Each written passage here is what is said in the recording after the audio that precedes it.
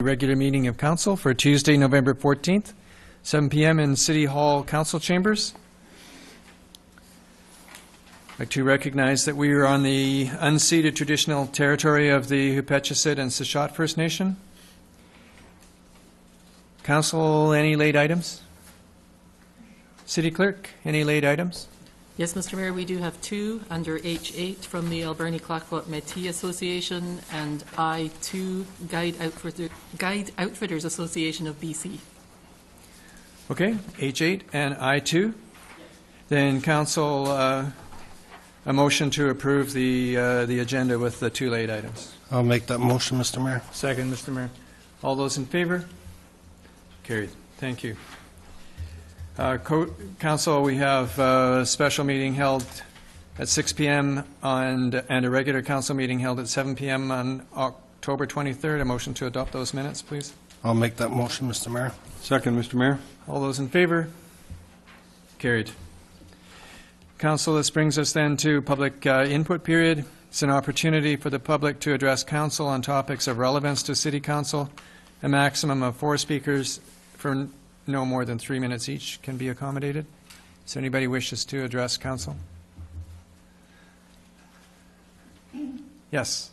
Even though we know who you are, if you could identify yourself with your address, please, Pat.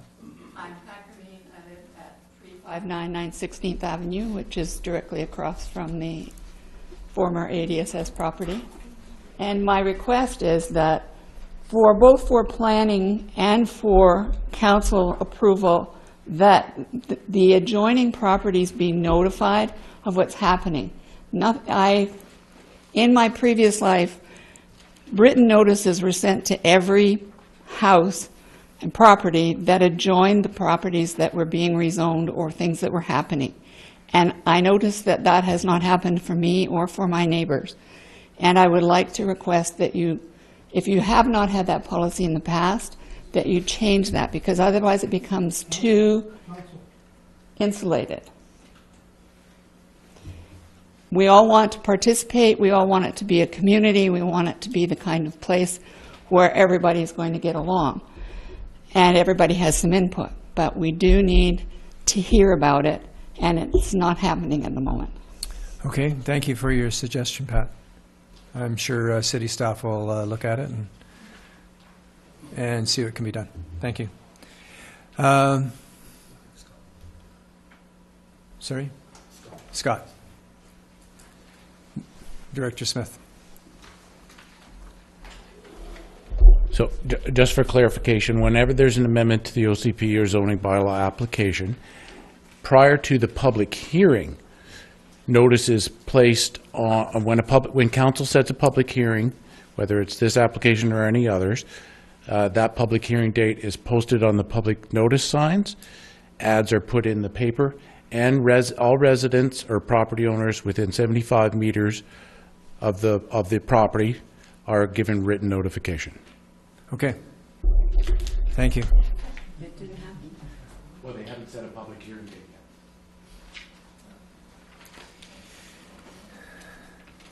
Okay, Council, this brings us to D on our agenda, and it's the first item is introduction of the new manager of, I believe, yes, of communications.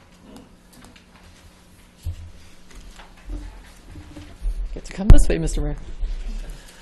We don't very often see you I behind know, the new perspective from over here. microphone. Okay. Relax, don't be nervous. Yes. Okay. You're Really? Yeah. Mr. Mayor and Council, I am very pleased and excited to introduce our new Manager of Communications, Alicia Pusep.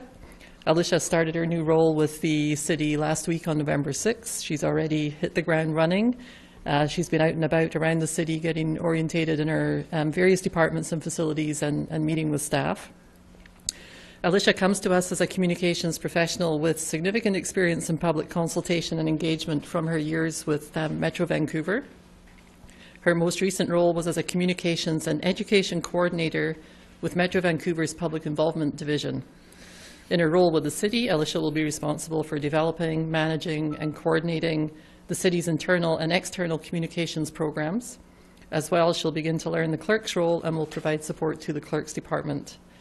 Alicia settled in the Valley with our family a year or so ago and is already well settled in the community. So welcome, Alicia. Thank you. Alicia, thank you very much for finding your way to Port Alberni. We're happy to have you as part of our team, and I'm sure you've already found lots of things to keep yourself busy. I have, Mr. Mayor, and thank you so much for having me. I'm really excited about this role, and I think my years in municipal government, coupled with my background in tourism and public relations, I'll bring a wide breadth of my experience to this role and to this town, and I look forward to it. And you're already starting to put roots down in our community, so that's a good thing. I am indeed, yes, and All loving right. it. Council, any questions? No, just welcome. Thank you. Thank you very much. See what you can do about the rain, please? Yeah.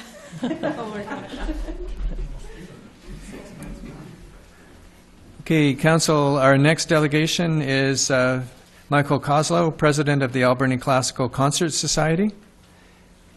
And I'm not sure if Michael's coming on his own. Oh, you've got a partner.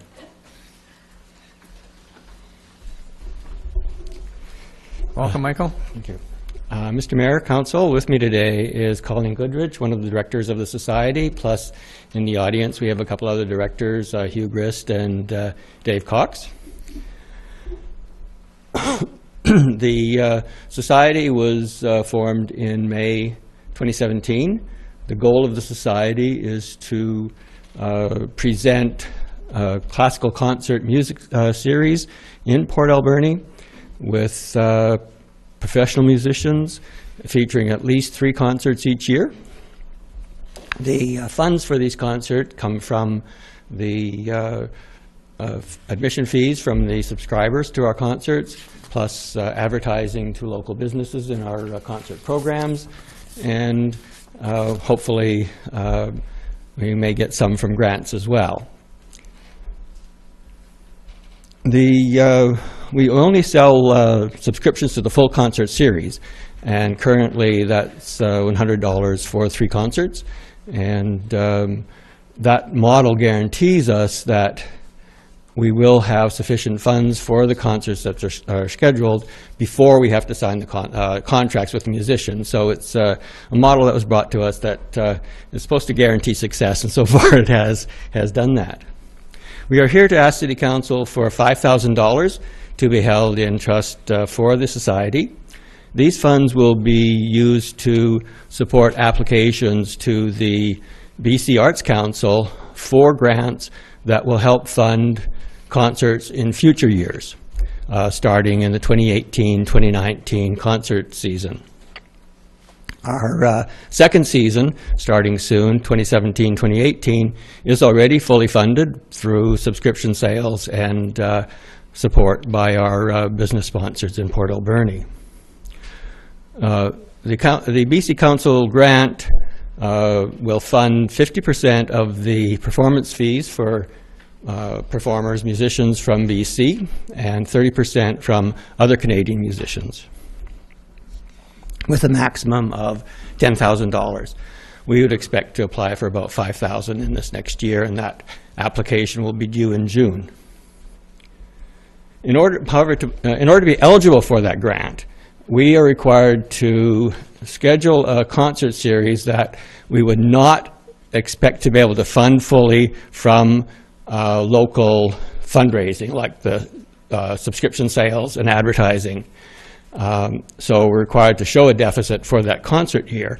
But at the same time, we have to demonstrate that we have a reserve fund that would cover that deficit in the case we don't get the grant.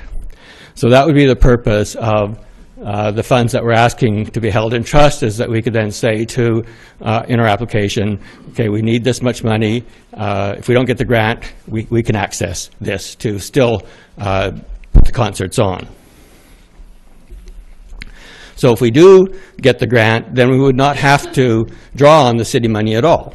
It would continue to sit there, and then it would support our applications in future years, possibly several future years, and so that fund of $5,000 potentially could generate for our concert series several thousand dollars, many times more than the 5,000 over a period of years. Therefore, we feel that this is an opportunity for us to bring in quite a bit of provincial money into the city to help us with our local concerts. With the grant support, we would then be able to expand our concerts to 4-year without increasing our subscription fees, and also give us greater flexibility in whom we approach to be on our concert program. Colleen would just like to now say a few words about the concerts. Welcome. Hi. Thank you. I'm Colleen Goodrich. I've been a music teacher, or was a music teacher in the public school system for about 30 years, and I've been retired for 10. Last year, the Alberni Classical Concert Society was formed and guided through our first season by our artistic director, advisor, George Zuckerman. We sold 115 subscriptions.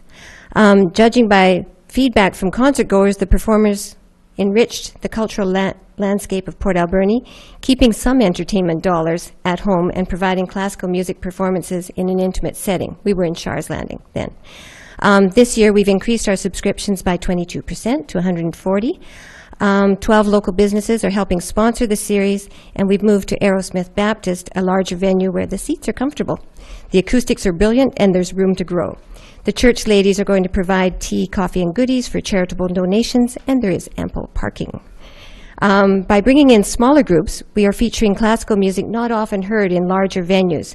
We have string quartets instead of symphonies, a brass quintet instead of a concert band, and solo performers instead of larger groups. Audiences have found the music to be personal, the performers engaging, and the experience satisfying. The Alberni Classical Concert Series is a welcome addition to the diversity of entertainment available in Port Alberni. Subscriptions are still available until November 26th. And we have, we should pass these down, eh? I would like to say that when I was still teaching, I took a class of grade 9, so 14-year-olds. I took them from A.W. Neal to Vancouver to watch The Phantom of the Opera.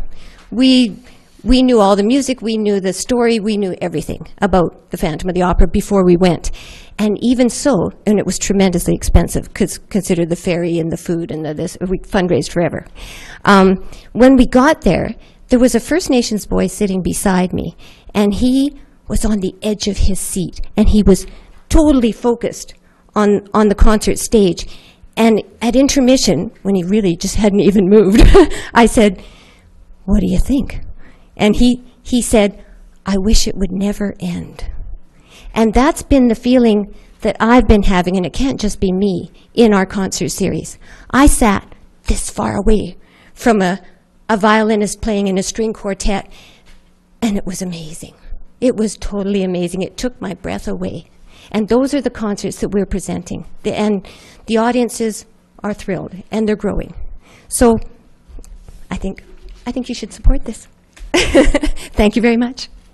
Okay, thank you. Questions? Just a couple of comments from me, and probably other people on council will have some comments as well. But I'm sure you appreciate that our budget for 2017 is already determined. Yep. So at this point, what we can do is to influence what happens with our next budget.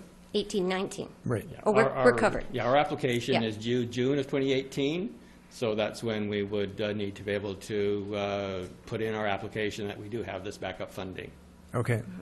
And as a council, we do have influence over some funds, and there is a proposed motion for council to look at. Any questions, council? Councillor Paulson?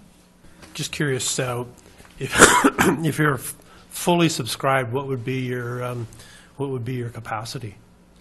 In the this church. particular venue, we could certainly be very comfortable with 200, even slightly more than that. Okay. It's a big church. Yeah. Councillor McClellan?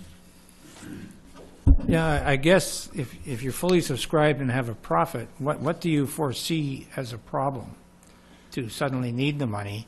And if the money is there, is it the city's money or is it yours? Or I'm a bit confused on that after this speech. Well, the one option would be for the city to hold it in trust for us and to give us a letter saying you have access to this if you need it, if you fall short. One of the things that we want to do, as I said, is expand to 4 concerts, but not increase the subscription fees to the subscribers so that people would get more for their money attending the concerts.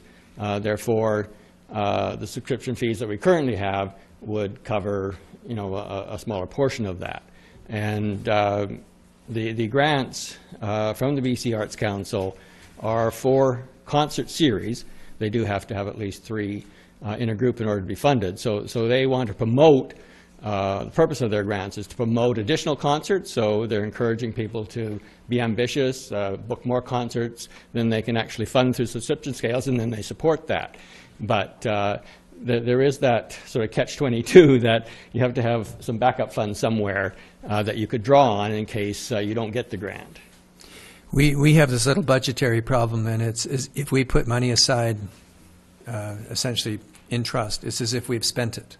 So we don't have access to it because we have to make sure that it's there. So what I'm saying is that then could, if we don't need it this year, if we get a grant this year, then we could use that same fund in future years. So it could stay there for 10 years, and we could bring in $5,000 to $10,000 every year on the basis of that money held in trust for us. But I'm just saying from our perspective, Yeah, if it we is put money spent, yes. aside in trust, it's as if we've Yes, spent it. yeah, I understand that. Okay. Is there somebody on council, councillor wishes to make this suggested I'll motion? make that motion, Mr. Mayor. Okay, if you could read it out. That council for the City of Port Alberni refer the request for financial support to the Community Investment Program for consideration. Is there a seconder? Second, Mr. Mayor. Any discussion, council? All those in favor? Carried. There we go. Thank you. Okay, thank you very much. Appreciate your time. Council, that's our last delegation. Brings us to unfinished business. And we have a report dated November 8th from the fire chief providing clarification regarding the automatic aid agreement. Any questions, council, on that? It's relatively straightforward. Okay. Motion to receive that report? I move we receive it. Okay, it was moved and seconded. All those in favor? Carried. And council, that then brings us to our staff reports. The first one is on accounts. And Councillor Washington? Thank you, Mr. Mayor. I move that the certification of Director of Finance dated November 14, 2017 be received, and checks numbering 139981 to 140140 inclusive in payment of accounts totaling $986,949.51 be approved. I'll second that, Mr. Mayor. All those in favor? Carried. And council, that brings us then from our facilities supervisor, request for proposals on our solar generation project. We have a report dated November 7th from the facilities supervisor providing information regarding an RFP for the purpose of identifying a solar power generation project that best serves the city's interest.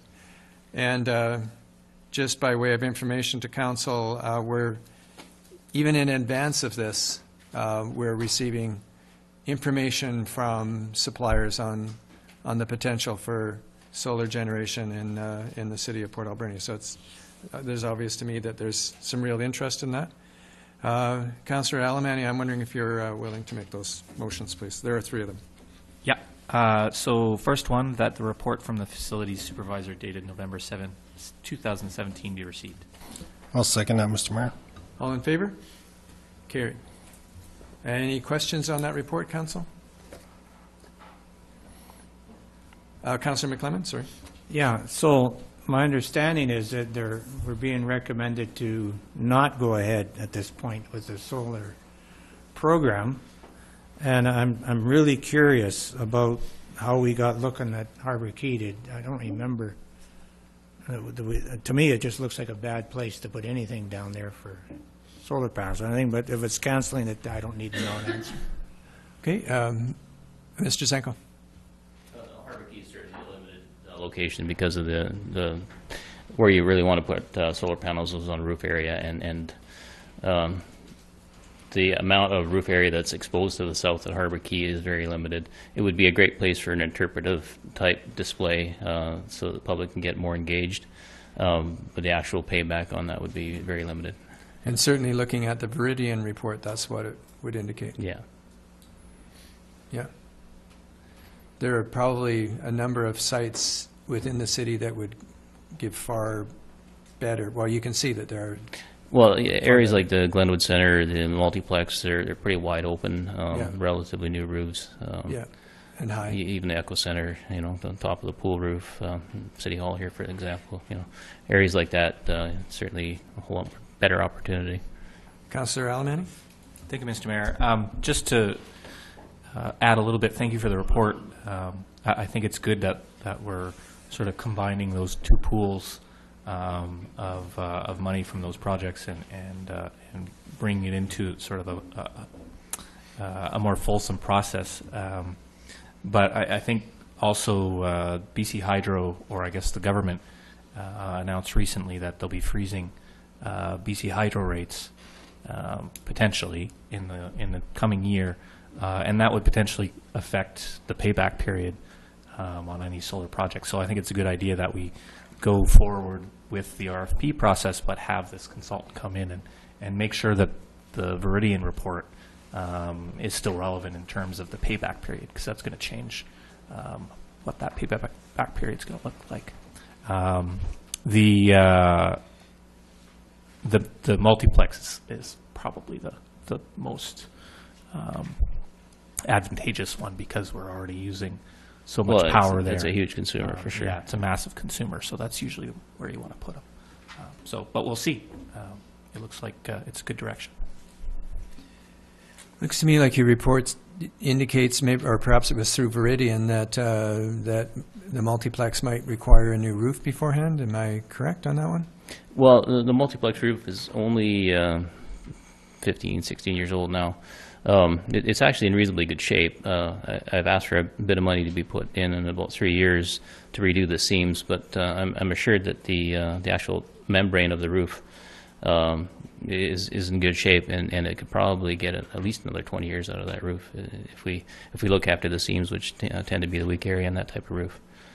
Okay, and one last question related to this. Do you foresee, if we go through with the third-party proposal for developing the RFP, that within that proposal would be what sort of form would be set up in order to handle the power that comes from this? In other words, would we be essentially setting up our own utility as a city, or how that, the mechanics most of it? advantageous way to deal with it would be through the net metering program with BC Hydro.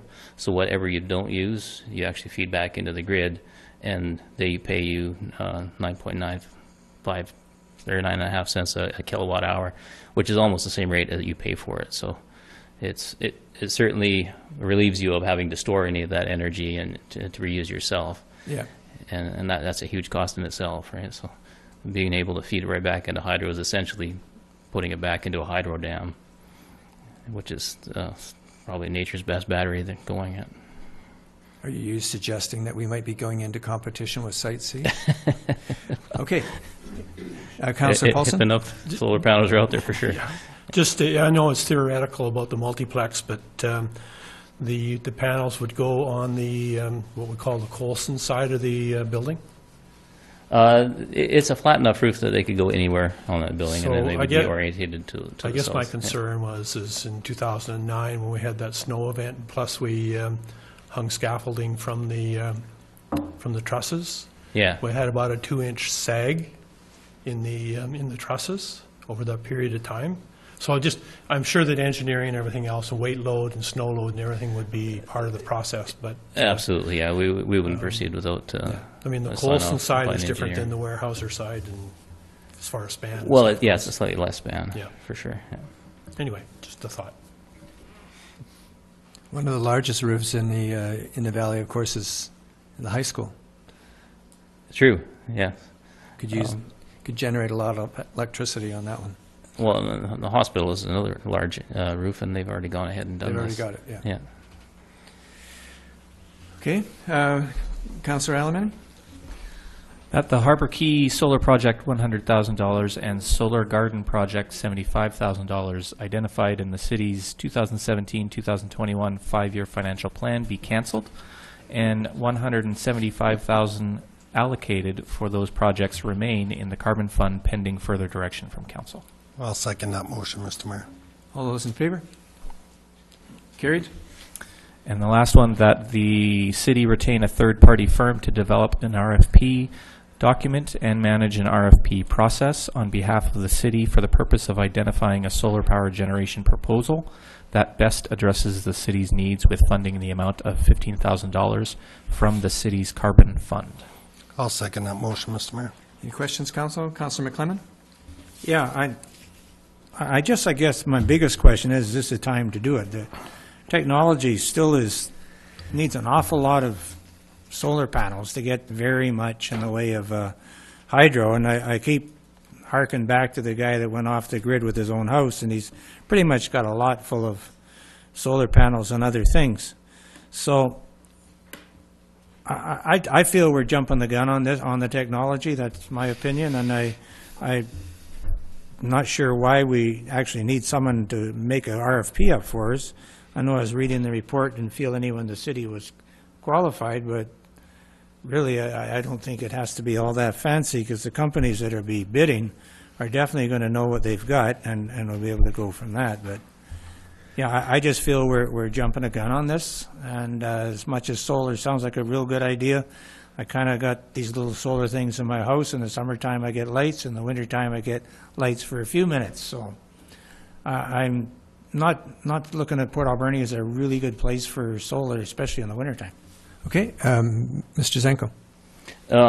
One thing that the Viridian report did point out is that the payback is, somewhere between 20 to 25 years if you recover enough energy in that time. So if you figure the life of a solar panel is somewhere around 25 years, you're almost at neutral risk, really, with your expenditure.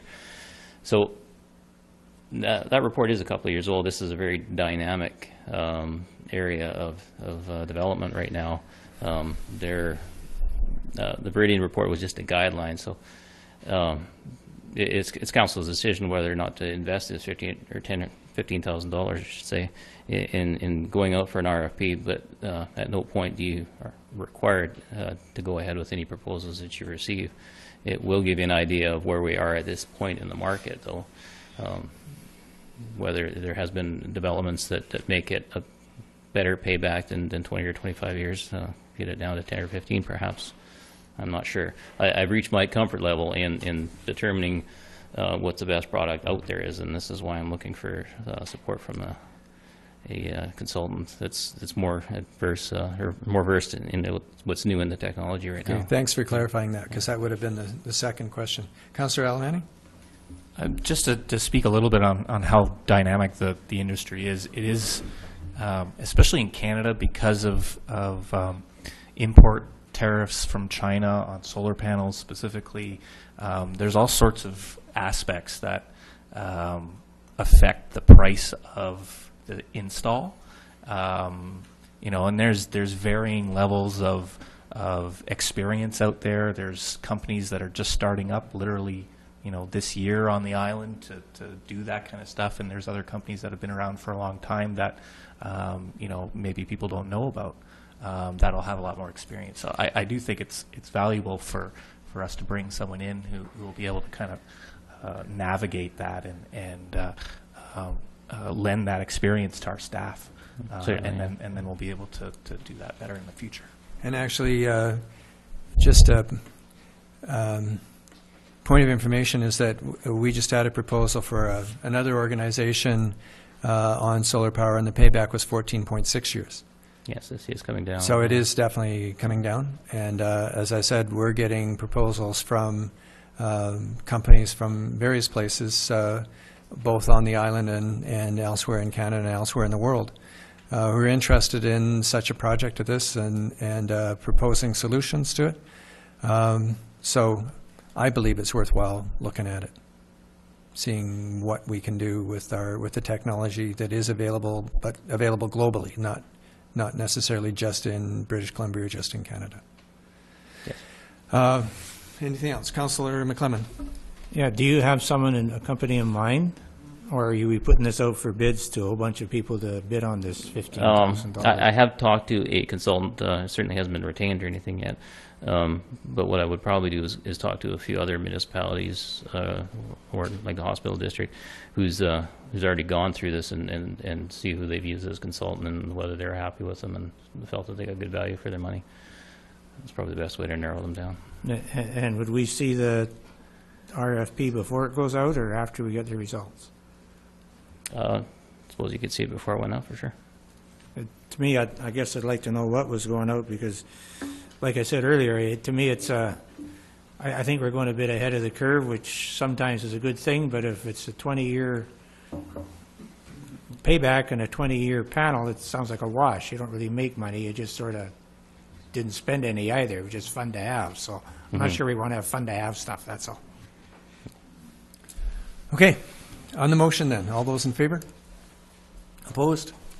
Carried. Thank you, Mr. Zinkel. And from the Director of Development Services, Uplands Phase 2 subdivision, we have a report dated November 3rd, requesting approval of street names for the Uplands Phase 2. Any questions of Mr. Smith, Council? Councillor McClellan, would you like to make that motion? Yes, Mr. Mayor, that the report from the Director of Development Services dated November 3, 2017 be received. Council for the City of Port Alberni approve the street names of Arbutus Drive and Ferdinand Lane for the Uplands Phase 2 subdivision. Seconder? I'll second that. And I would just like to thank them for putting names I can pronounce. Just for you. All those in favor? Opposed? Carried. And also from the Director of Development Services, development permit number 17-04 for 4213 Princess Road. We have a report dated November 7th regarding consideration of an application to facilitate the renovation and significant addition to a commercial building located at 4213 Princess Road, which many of us know as the RE/MAX building on Johnson Road. Any questions, Council, on this one? Councillor McClellan? Yeah, I'm just wondering, this council quite a few years ago passed a development permit for there and nothing happened. Are we going to have something happen this time? So the previous development permit was from a previous owner of the property, and he did not, he did not proceed, most likely because his main tenant, shortly after council approved the development permit, kind of split and then went away. The former Coast Realty, so that company split and then closed up shop. That may have been one of the reasons why that owner didn't proceed. RE/MAX then went into that building, and they have since purchased that property and now are proposing to do their expansion to expand their own office space. The owner of the development is in attendance if council has any questions, but I fully believe that they intend to proceed with this project as soon as they can, or as weather allows.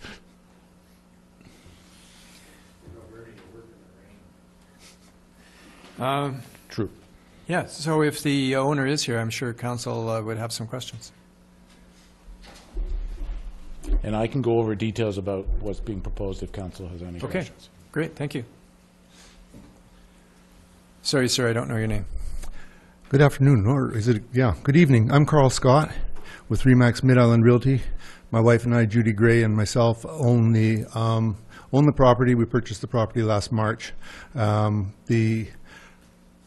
We moved into the property as a tenant for a year and a half, 2 years before that, and we tried to work with the owner of the property to create the development that he was looking at, and he decided, and we decided that it would be a really good idea if he let us run with the property, and so we bought the property, and the idea is to expand the present office space, which is about 2,200 square feet, to almost 4,600 square feet in total.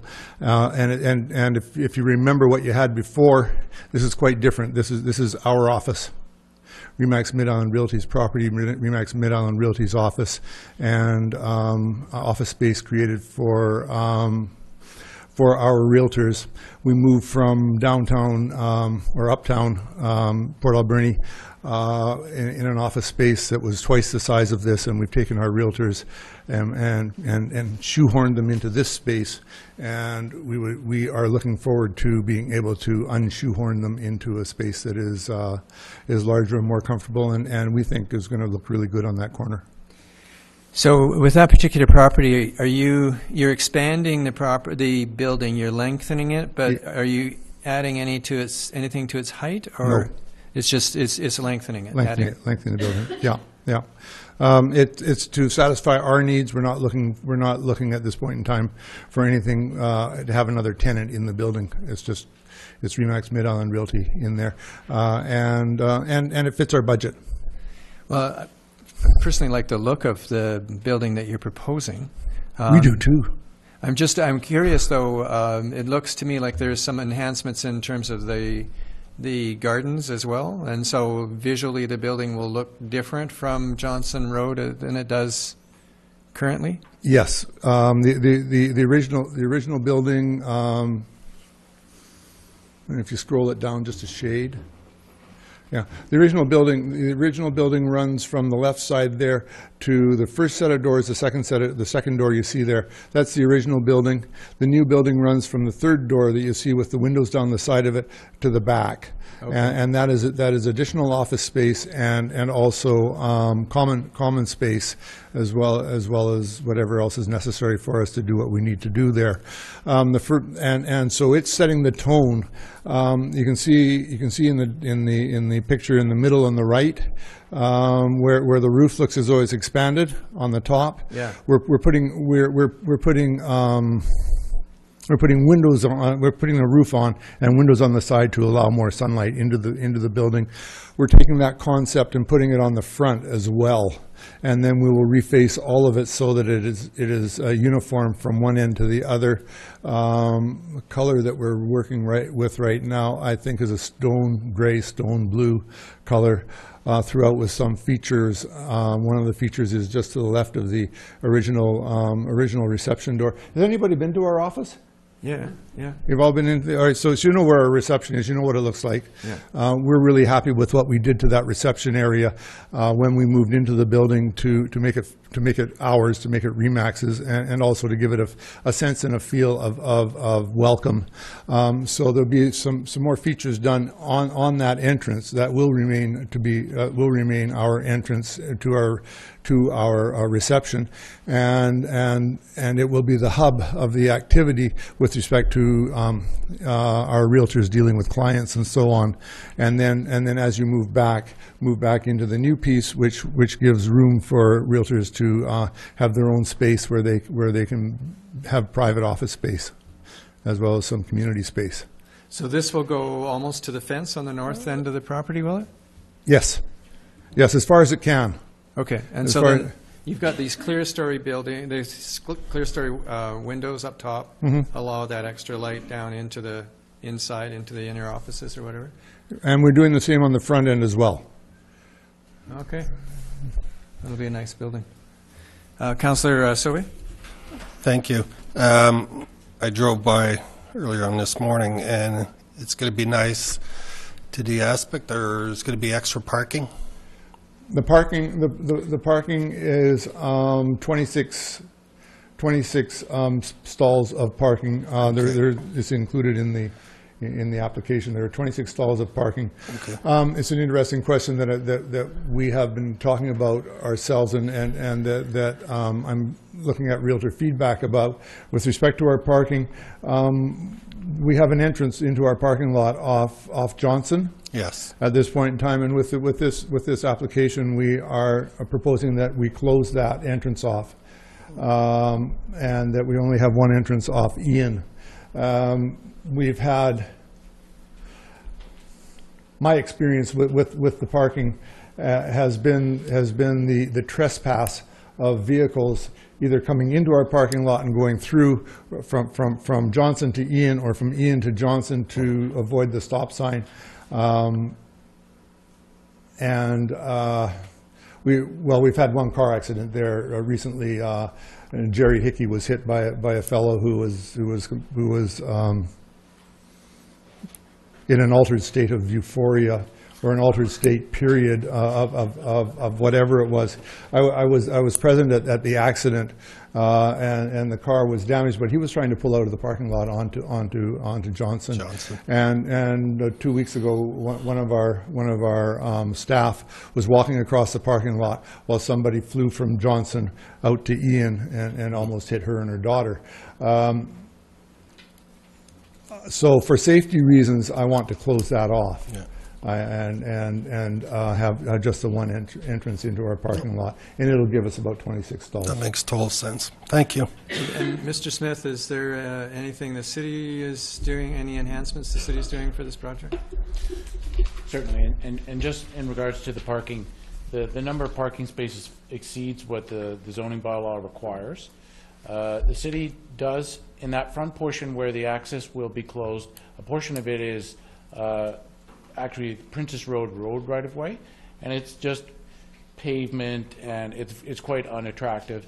So we'll be working with Mr. Scott in partnership to do some sidewalk and some landscaping improvements there, which I think will dramatically improve the visual quality, pedestrian and pedestrian safety along there for the community and for the development project. Is this an opportunity for us to address some issues with that crosswalk right there? Not directly. We would have to deal with the Ministry of Transportation on that. That issue has certainly been one of our discussions we have with the ministry.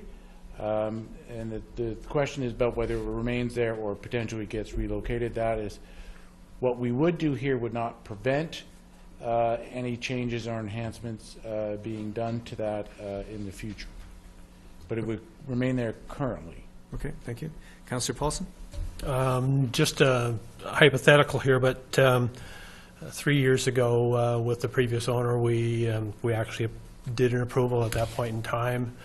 And I kept driving by and expecting something to break ground or pop out of the ground. And I'm just curious what kind of your timeline is. It doesn't have to be specific, but is it going to be in the new year, in the spring, tomorrow?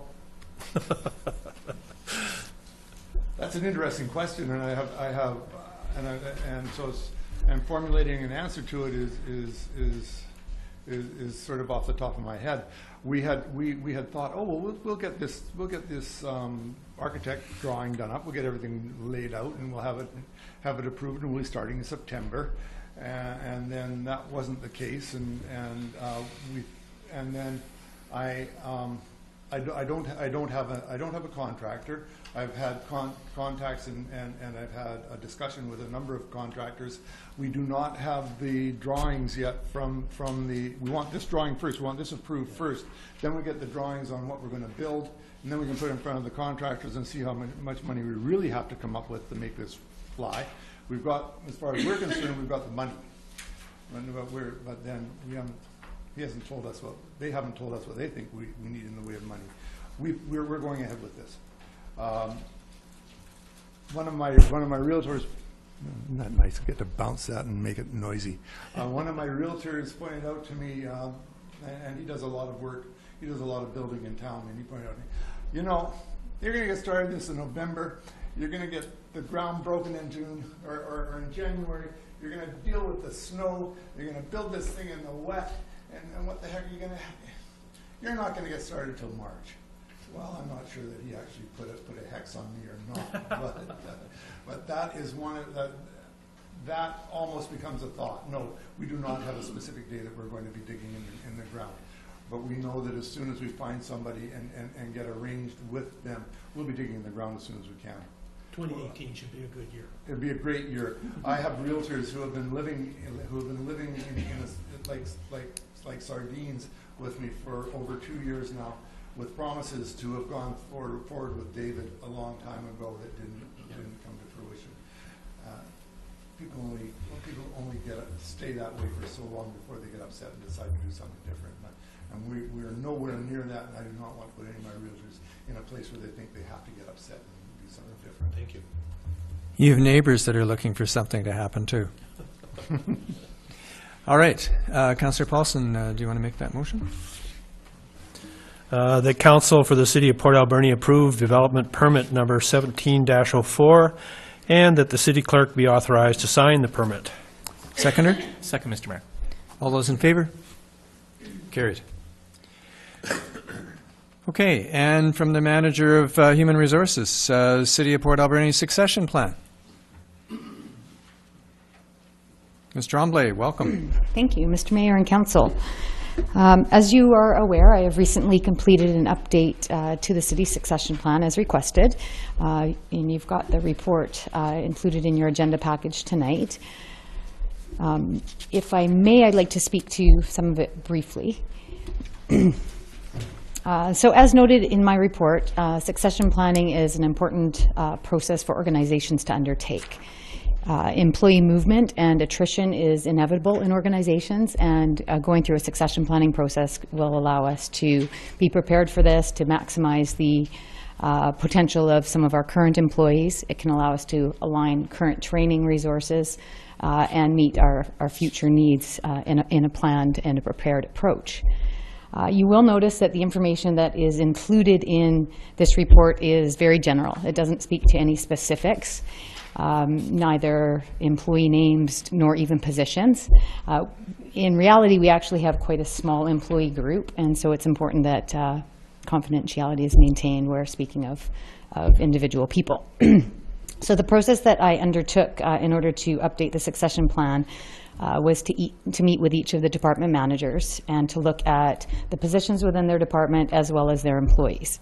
So as the report says, for exempt positions, so this is managerial and supervisory employees, what we did was reviewed for each of the positions what we expected in terms of how long until a position may become vacant, looked at who potentially could be internal replacement candidates for that position, then looked further at what development would be required for those individual candidates, the time that this would take, as well as the identifying critical and hard-to-fill positions within their departments.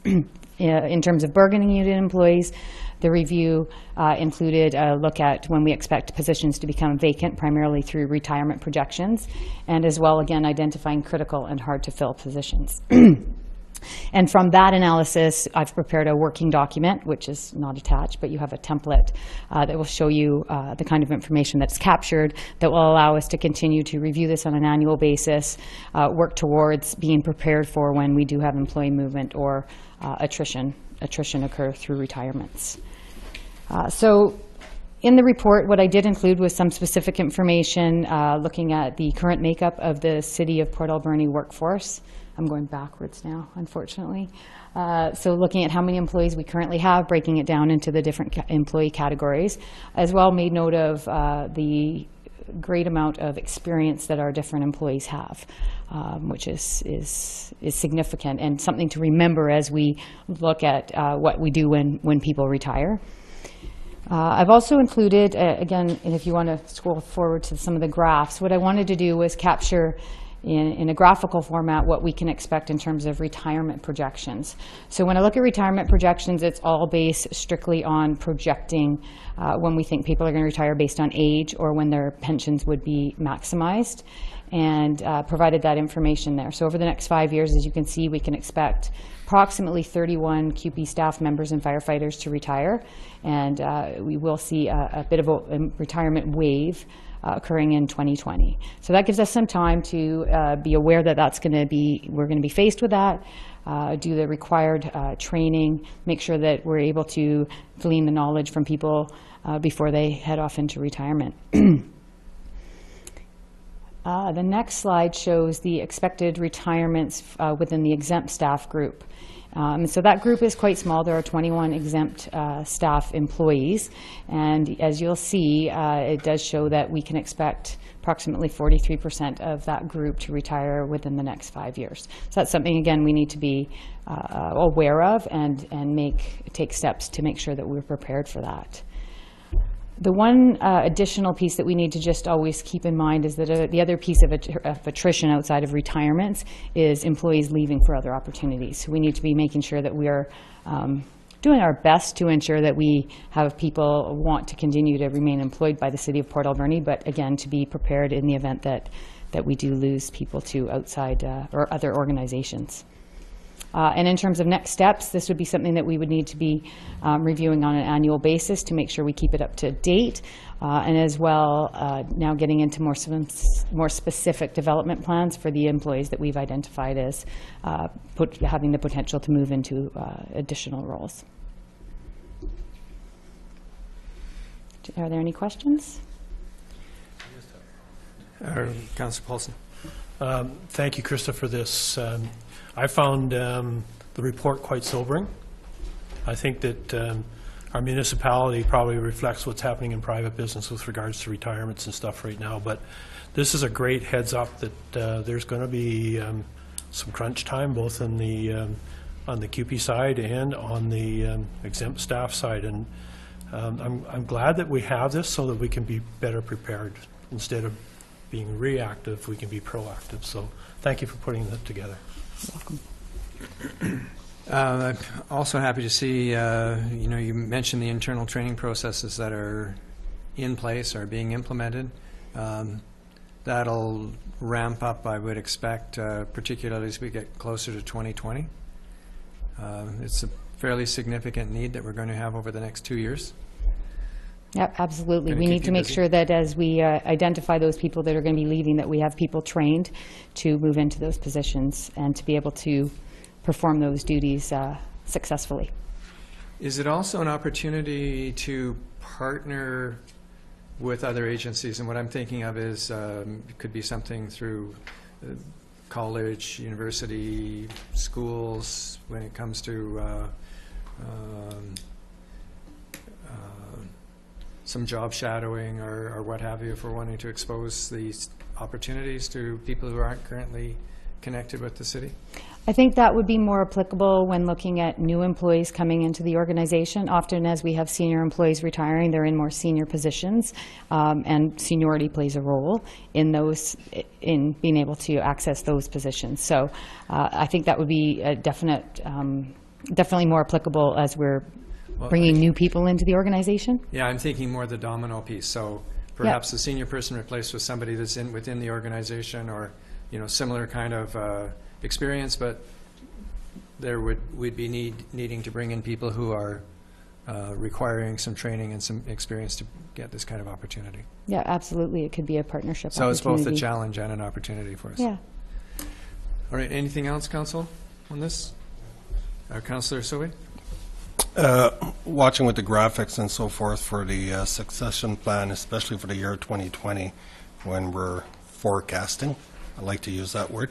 Are we also forecasting budget-wise for training that we're going to be seeing ourselves maybe spending a bit more into training to make this successful? Well, so on an plan? annual basis, each department head does look at their training requirements for the upcoming year. And so that would be based on the individuals in the specific positions and what what training they need. As we have people moving out of a department and more people needing some additional training, that would be something that those department heads would be building into their budgets in those years. Yeah. And part of that training is also for certification to meet certain requirements for that job. Much of it would Succession. be. Yes. Thanks. Yeah. Okay, Councillor Washington, do you want to move receipt of this report? Thank you, Mr. Mayor. I move that the report from the Manager of Human Resources dated November 3, 2017 be received. I'll second that, Mr. Mayor. All those in favor? Carried. Thank you very much. Thank you. And Council, from the Manager of Operations, about our residential garbage truck replacements, 2017. We have a report dated November 3rd. Welcome, Will. Thank you, Mr. Mayor, Council. You have in front of you a request, basically from the Works Yard, to replace all 3 of our current garbage trucks that we have in service. 2 of those trucks go out daily on our residential routes. So both of them go out 4 days a week, and the city's divided up into 8 routes. The 3rd truck is basically a leftover from our commercial garbage system. So it's a front loader. It's the other one that you'll see sometimes with what we call a Corrado can. In front, it's an automatic arm system that was purchased, I think, when the new automated trucks were bought. We had 2 trucks at that time in the commercial system. We had 3 trucks in the residential side. Since we got out of the commercial, we got rid of the older commercial truck, and this one's been a necessary and useful backup, particularly with a lot of the problems that we've had with the international trucks.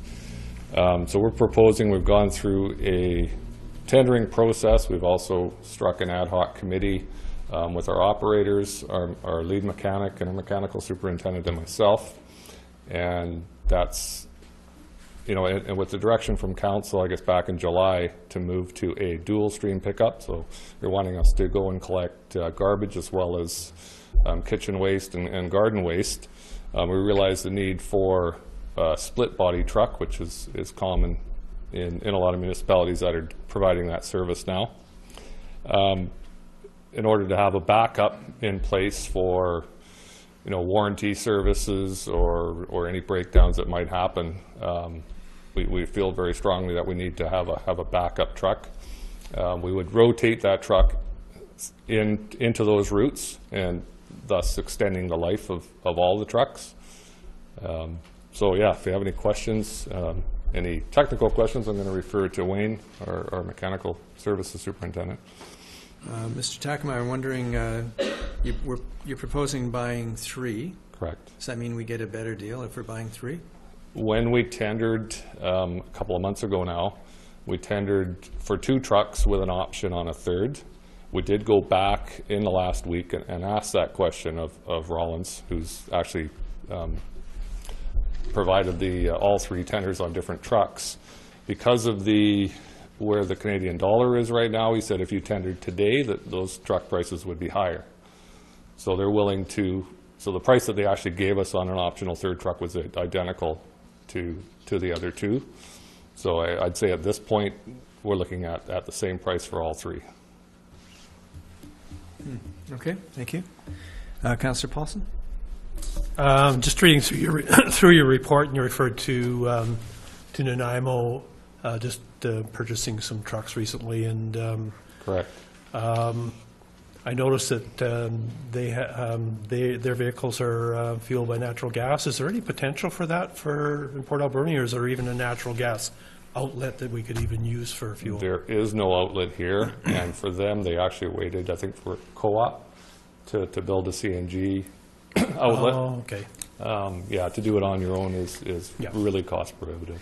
We did actually try and attract a plant here that would sell CNG, but no uptake on that. Okay, thanks, guys. Councillor Washington? Thank you, Mr. Mayor. A couple questions. First, Unit 433, 434, the international trucks that you're trading in. What year are they? 2011, I believe. Okay, so we got 6 years out of them. Well, by the time if we put the order in tomorrow, we're looking at probably at least 8 months, 8 to 10 months to get delivery. So we'd be well into 2018 before we're in service with the new ones. And are the new trucks, have they got the stamp of approval from the mechanics down to the drivers, down to their... Absolutely. They're going to work in Port Alberni. If they're going to, the weather, the speed factors, the hydraulic, everything will be... So everybody's happy in the group? The mechanics would speak better to it, but yeah, my understanding they're a higher torque engine, the Cummins diesel, compared to the international diesel. Higher torque, EGR system technology has gotten a lot better. They're a lot better for what we do. We're going stop, start, obviously. And just last question, so the city itself will be getting out of the container business completely, so all our facilities Correct. will go to bins instead of containers? Correct, to the carts. And we do have some oversized 360-liter carts. Our largest residential size now is 240 liters, so we have some 360-liter sizes that would serve our facilities. Okay, anything else, Council? Councilor McClellan? Yeah, I'm just hoping these ones work better than the last ones. I didn't watch them working too well. But are they going to be the same size as the ones we've got capacity-wise?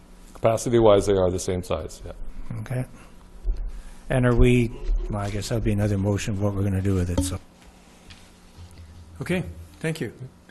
Councillor Sauvé, do you want to make the motion on this one, please? That the report from the Manager of Operations dated November 3rd, 2017 be received, and Council for the City of Port Alberni direct replacement of 2 International Labrie residential garbage truck and 1 Sterling Condor garbage truck with 3 new Freightliner Labrie automated garbage trucks supplied by Roland's Machinery at a total price of $954,867, including extended warranty less trade in value of $114,000, reducing total purchase price to $840,867 with funding from the IRF program.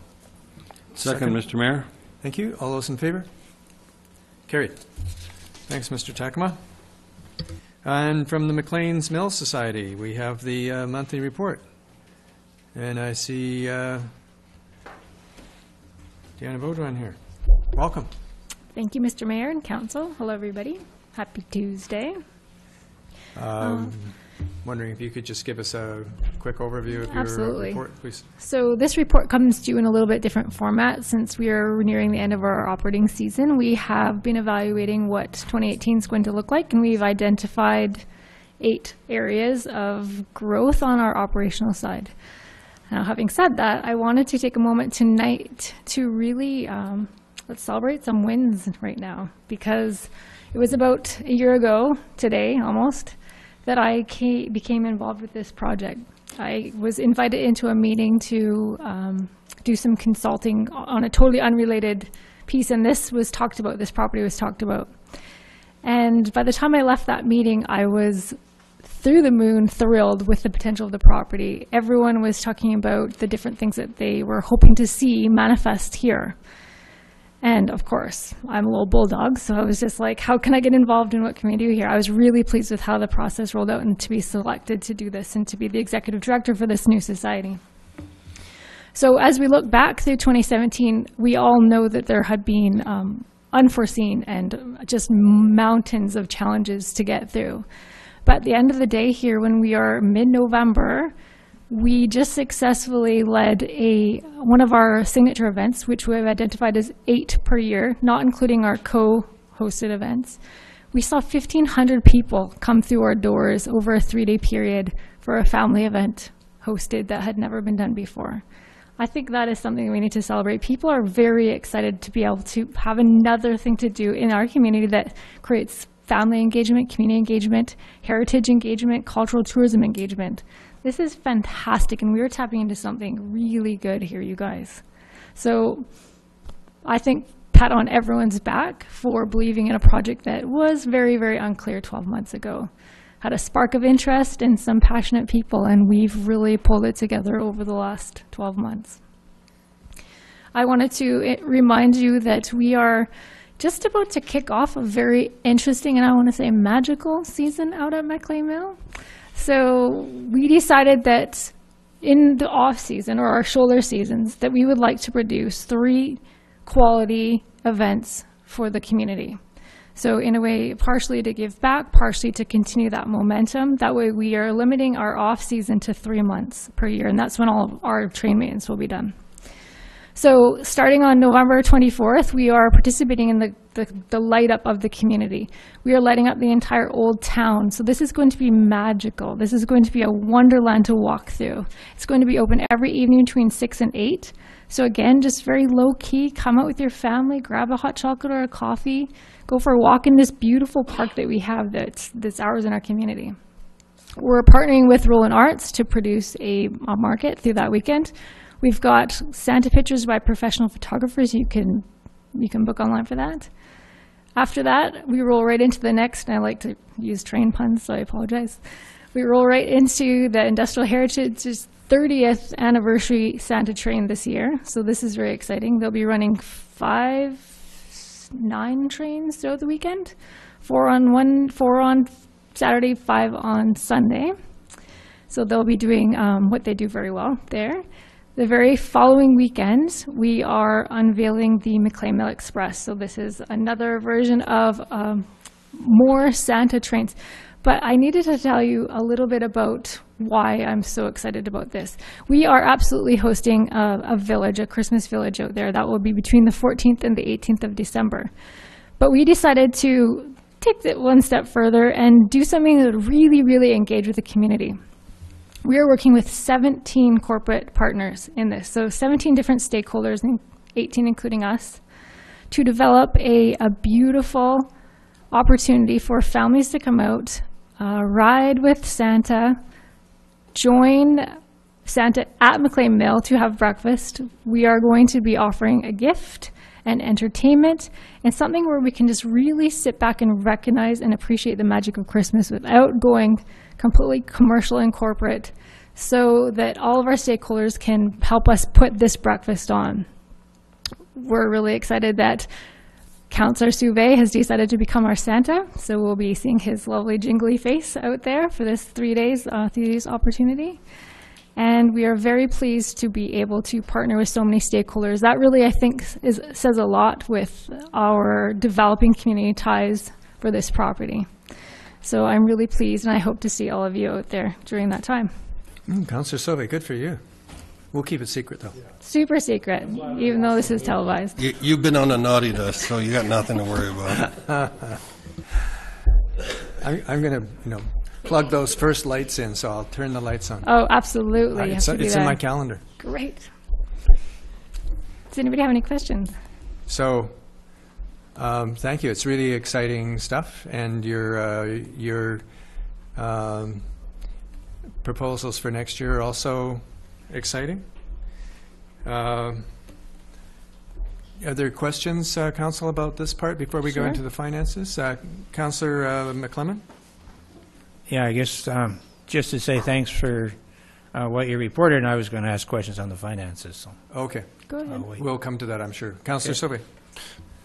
I just wanted to mention and remind Council that during our beginning of our term, McLean's Mill has always been an issue, especially in the community. I've seen and witnessed consultants going through there, and nothing really sparked. And I just want to say how pleased I am that I see this spark now. And what you've accomplished, you and your staff, in 1 year is simply amazing, and is simply giving me a better hope for McLean's Mill. So can you please extend a thank you for the whole staff? Absolutely. And the great group of volunteers that you have to make this successful. It gave me more spirit for the McLean Mill and its success. I would be happy to pass it on. I literally have the very, very best team of staff and volunteers. It's a community that's building this property. Thank you. Okay. I do want to go through just quickly, the overview of the financial statements. So as you can see, we look like we're in a fairly good position right now that it's November. This is obviously September we're looking at. I don't have my glasses on, gentlemen, so I'm going to look at my own paper. This is January 1st to September 30th. So one of the things that we did this year, because we had so many unknowns, is we were extremely conservative on any of our capital projects. We left mostly everything that was necessary up till this point in the year. we wanted to make sure that we can ensure proper operation. We do this safely. That looked like a lot of different things, everything from train infrastructure, train maintenance, track maintenance, sewage. So right now we are going to be finishing up projects. So this is going to look significantly different when I bring you next month's statements. I think that's important, though, that we did it this way, given that we had so many variables and unknowns.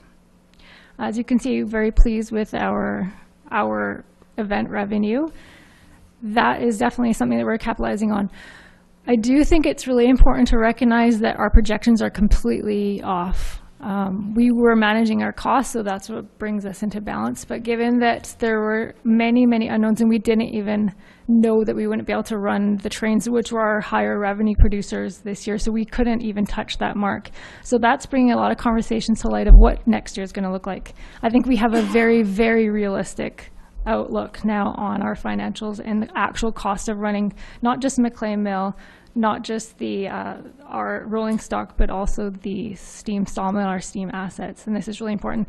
And one thing I wanted to mention too, outside of this, is that, so I gave you our operational overview.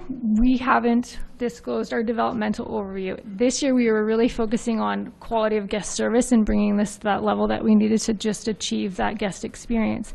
Next year we're really going to be focusing on Old Town. That means the National Historic Site, and really making sure that all of the assets that we do have are running the best for our overall vision. So that's going to have some financial conversations as well. Well, I can imagine that you're almost in that phase where you're looking at how the expenditures went and thinking about, okay, what are we going to do next time around? Absolutely. So we underestimated here, we overestimated there, yeah, and we missed these things. It's true, but also we didn't have all the information. I don't think anyone truly did in our when we got into this. So now I'm very, very pleased to have that fact, that, you know, the factual, what do operational costs actually look like? And we have projections and maintenance projections that last 10 years going forward. So I'm really pleased that our foundation, I think, is going to be quite strong going forward. We can bring this together as a community and get behind it, recognizing the pillar that it's going to be for all of us in the community, but also recognize financially, how do we support that? Does it make sense? And we definitely think that at this point now we know that it does. Okay, thank you. Councillor McClellan, you had a question? Yeah, thank you very much. I was just, Deanna, pardon me, I should have called you by name too. Thank you, Jeff. And just talk right into that mic. My hearing aids aren't working that well tonight, I don't think. I didn't hear everything you said. When you started giving us reports, you were very detailed, and I thought that was great, but I think kind of got to be too much for some, and you were asked to not be quite so detail-y. But I'm just curious. I've been meeting with one or two people who have been coming and asking me questions, and they were asking for the details. Well, they were there. Nobody wanted them, so they aren't there. So I'm just curious if it becomes important. There's one or two people that are quite interested in assisting what's happening in the mill, but they're concerned. They have questions. I don't know if they're concerned or not. So when they get back to town from vacation, if we could, is it possible to just check and see what the background numbers are and do that? Absolutely. At any time, I welcome anyone to come and see me for my more detailed financial information. It's all available. Like you said, it was just a little bit arduous to council, so we decided to pull back on what we were providing. It is all available, though. Mm-hmm. And so if you have people that are interested in finding a little bit more details on the Old Town site, I'm totally happy to have those conversations. Okay, thank you. Okay, thank you. Councillor Alberni? Thank you, Mr. Mayor. Thank you for the report. Just on the event side, I was at the event for Halloween, and it was fantastic. Scared the pants off my kids, but it was great. It was scary. It was scary, legitimately. But I mean, it was a great event, and I heard from people all over the community that a huge amount of people were there, and the people who didn't go found out quickly that maybe they should have gone because it was that good. So congratulations on that. And I think we're seeing that success in the numbers, on the finances. We see that you've exceeded what you were, admittedly conservative numbers for events, but you've exceeded your revenue for that, and that's really encouraging, even with the lack of the steam train. I think we've seen maybe the result of that in fewer ticket sales. I was looking back at the 2015 financials, and they were around 133,000 for train ticket submissions, but we're still halfway there, even with what we have. So I think given the success you've had in very challenging circumstances this year, with building the asset and the real financial success that you've had, I think if we had the whole property operating at its full potential, I think would be really exciting and financially viable. We hope that too. We hope that in the next 2 to 3 years that will be the reflection as well. It definitely has a different look and a different feel than it did a year ago, so well done for you and your team. Councillor McClellan, do you want to move receipt of these reports, please? I move that the monthly report, including operational plans for 2018 and financial statements from the Executive Director of the McLean Mill Society, be received. I'll second that. All those in favor? Carried. Thank you very much. Current status report. Council, questions on the current status report? Councillor McClellan? Yeah. Sorry. Number 19, are we getting anywhere in these truck counts? It seems like this has been going on quite a while, and if it's not feasible, maybe we should have reports saying it's not feasible. But we did have almost a road built once, and number 19 is the report recommending alternate truck route options other than 3rd and Anderson Avenue. Mr. Smith. So the company that was hired to do the truck counts has done the truck counts. They're still doing the report. We haven't received their report yet. Okay. So once we receive the report, then we can talk about next steps. Okay, thank you. Anything else, Councillor McClellan? Number 28, has there anything been done? Are we doing it? Got it down as high, I see. Once again, December 14, 1915, or 2015, pardon me. I know these things keep going and going, and sometimes some people look at them and say nothing's been done. Well, I don't think nothing's been done. We just wonder where we're at. Haven't made a whole lot of progress on that one. I've been working on 29 and 20 and 30, which are also high priority. I'm getting to them. So those and the day-to-day and the development applications are what's taking up the majority of my time. So yes, that is a high priority, but it's not the first of the high priorities, unless council wants it to be. Okay, so now you mentioned 29 and 30. Tell us how you're doing with the Arrowview Hotel. So the Arrowview that sale did occur.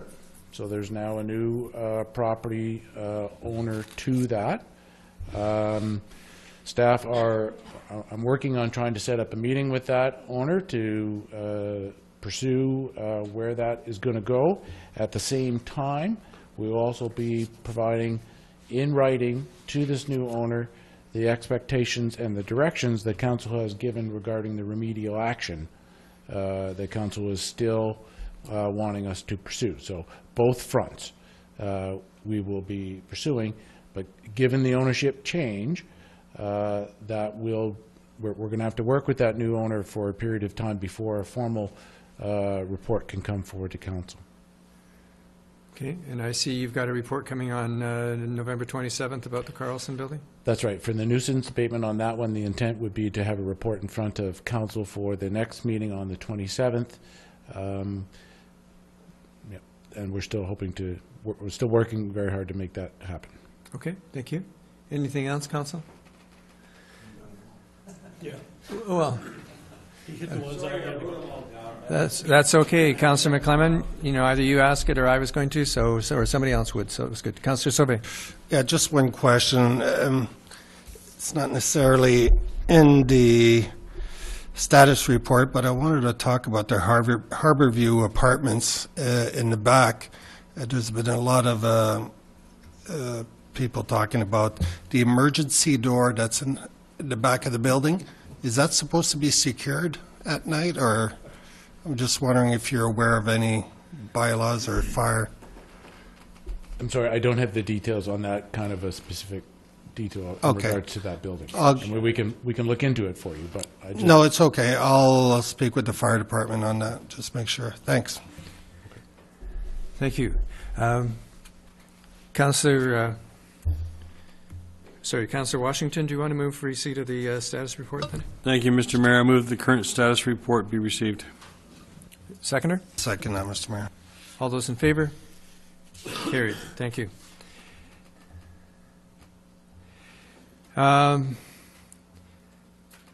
Managers' monthly reports from the Planning and Building Department. Been a busy time. Why do you sit way at the back? You might as well sit right at the front. Put you a desk right there for you. Okay, Mr. Smith, you've been a busy... so you can see development applications are pretty strong where they were last year. Same with building permits. Did want to report on the city's oil to heat pump incentive programs. There's been 5 people registered now, still only 1 completed. But the last time we looked at this, there was only the 1 that had an approved rebate. So at least we're having a few more people try and take advantage of that program. And did also want to note some contributions that ICBC has made to some projects that the city had undertaken. Yeah, thank you. That's great. Any questions on this report, Council? Seeing none, then Councillor Alberni, do you want to move receipt of the report, please? Make sure I'm in the right space here. The monthly report from the Director of Development Services provided information about current departmental operations be received. Second, Mr. Mayor. All those in favor? Carried. Thank you. And now this brings us to Part G, bylaws. City Clerk, we had a public hearing today. Verbal report. Yes, Mr. Mayor. Council held a public hearing this evening at 6:15 p.m. in Council Chambers. The applicants J&T Bradbury are applying to amend the zoning bylaw to facilitate the subdivision of their property at 2549 16th Avenue into 2 residential parcels. There were 2 members of the public in attendance. The proposed bylaw is zoning bylaw amendment number 26, 2549 16th Avenue, Bradbury, bylaw number 4950. The Director of Development Services provided background information regarding the proposed amendment by way of summarizing his November 2nd report. There was no correspondence regarding the matter. Neither was there input from the public. And in response to a question from Council, the applicant advised that he proposes structural changes to the deck of his current residence and construct a smaller rancher on the additional lot. And the public hearing terminated at 6:24 p.m. Okay, thank you. Councillor Paulson, do you want to move receipt of that? That the verbal report of the public hearing held November 14th, 2017 regarding bylaw number 4950 be received. Second, Mr. Mayor. All those in favor? Carried. And Councillor Paulson, the next one. The zoning bylaw amendment number 26, 2549 16th Avenue, Bradbury, bylaw number 4950 be read a 3rd time. Second, Mr. Mayor. All those in favor? Carried. Thank you. And now that brings us to business license regulation bylaw. Councillor Alberni, do you want to move that motion, please? That business license regulation bylaw number 4951, be now finally adopted, signed by the Mayor and Clerk, sealed with corporate seal, and numbered 4951. I'll second that, Mr. Mayor. All those in favor? Carried. Thank you. And then Director of Development Services, Advisory Planning Commission. We have a report of November 2nd meeting of the Advisory Planning Commission, and it's provided for Council's consideration of the following application. We have a development application for 4000 Bird Street, which that address I know quite well. Lot 1, District number 46, Alberni District Plan 11651. And we have the applicants here. Councillor Alberni, do you want to move those motions, please? That the summary report of the November 2nd, 2017 meeting of the Advisory Planning Commission be received and all recommendations accepted. Second, Mr. Mayor. All those in favor? If I could make a comment about it. Yes. Just to comment on the meeting, because I think it was fairly exceptional in that there were a lot of the public there, which was great. There was a lot of input from the public, a lot of concern and good suggestions from both the public and the members of the committee. So I do hope, I'm sure Council was able to see all of the report, but there is a lot of information there for the public as well. So it's good for everyone to get a chance to look at that. It will, I'm sure, help down the road in the public hearing. It was great to see that information and see the involvement of the neighbors. Thank you. That motion has been carried. And then that brings us to the official community plan amendment number 25, 4000 Bird Street. Councillor Alberni.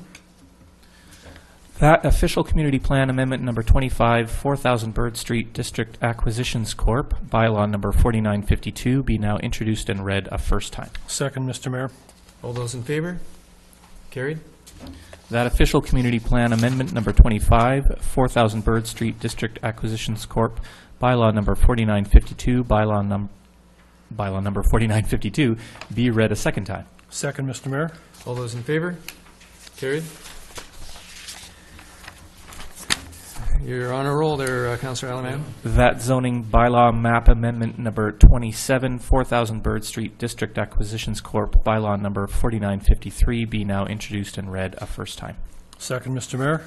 All those in favor? Carried. Councillor McClellan. Yeah, just one question, if I could. On page 87, there's an outline of the subject property. And, well, I'm agreeing with all these motions. I'd just like to know, because it does say in the report they're going to do it gradually and in stages. This is the entire property that's going to be done in stages, though, is it not? It's not just stage one and there's more around. So the application is to amend the official community plan for the entire property. A portion of it for residential, which covers the proposed single-family residential subdivision, the balance of the lot to multifamily. The zoning bylaw amendment is proposed, the project is proposed in phases. So the zoning bylaw is only proposing to be amended for where the single-family residential is off 16th, and a section down at Bird and Anderson for our high-density multifamily for an apartment building, with the balance of the site remaining under the institutional zone. The concept plan you see there does lay out what some future possibilities might be in the middle of the site, townhouses, seniors housing. None of that is part of the formal rezoning application at this stage, although, for instance, the institutional zone does allow for extended care facilities or those kinds of things. But the developer is going to proceed in phases, with the first two parts being the single-family residential off 16th and an apartment building down at Bird and Anderson. I'm not sure if that completely answers your... That's right. That's fair. Just curious, making sure that I understood, and that's kind of how I took it. Yeah. I kind of like that racetrack, whatever that picture is you got there on your... Okay. Yeah, that's foot races, though. Councillor Alberni, you want to move on to the second? That zoning bylaw map amendment number 27, 4000 Bird Street, District Acquisitions Corp., bylaw number 4953, be read a second time. Second, Mr. Mayor. All those in favor? Carried. And that official community plan amendment number 25, 4000 Bird Street, District Acquisitions Corp., bylaw number 4952, and zoning bylaw map amendment number 27, 4000 Bird Street, District Acquisitions Corp., bylaw number 4953, be advanced to a public hearing on December 5th, 2017 at 6 p.m. in the City Hall Council Chambers. Second, Mr. Mayor. All those in favor? Carried. Thank you, Mr. Smith. And now, from the Director of Development Services, the zoning bylaw and amendment number 20, On 4849 Regina Avenue, we have a report dated November 6th, recommending adoption of bylaw 4931. So, Councillor McClellan? And you want me to make the motion for yes, please. the bylaw? Yes, please. That the official committee plan amendment number 25? No, we've already done No, it's number 7, zoning bylaw amendment. For Regina, I'm sorry, I was discussing with the city clerk important stuff here. That the zoning bylaw amendment number 20, 4849 Regina Avenue, Tazai, bylaw number 4931, be finally adopted, signed by the mayor and clerk, seal with the corporate seal, and number 4931. I'll second that, Mr. Mayor. And it's sure good to see that work being done. Yes, all those in favor? Carried. Thank you. And council, I'm going to declare a 10-minute recess. Oh, yeah. I was waiting for the last one. It's 8:30.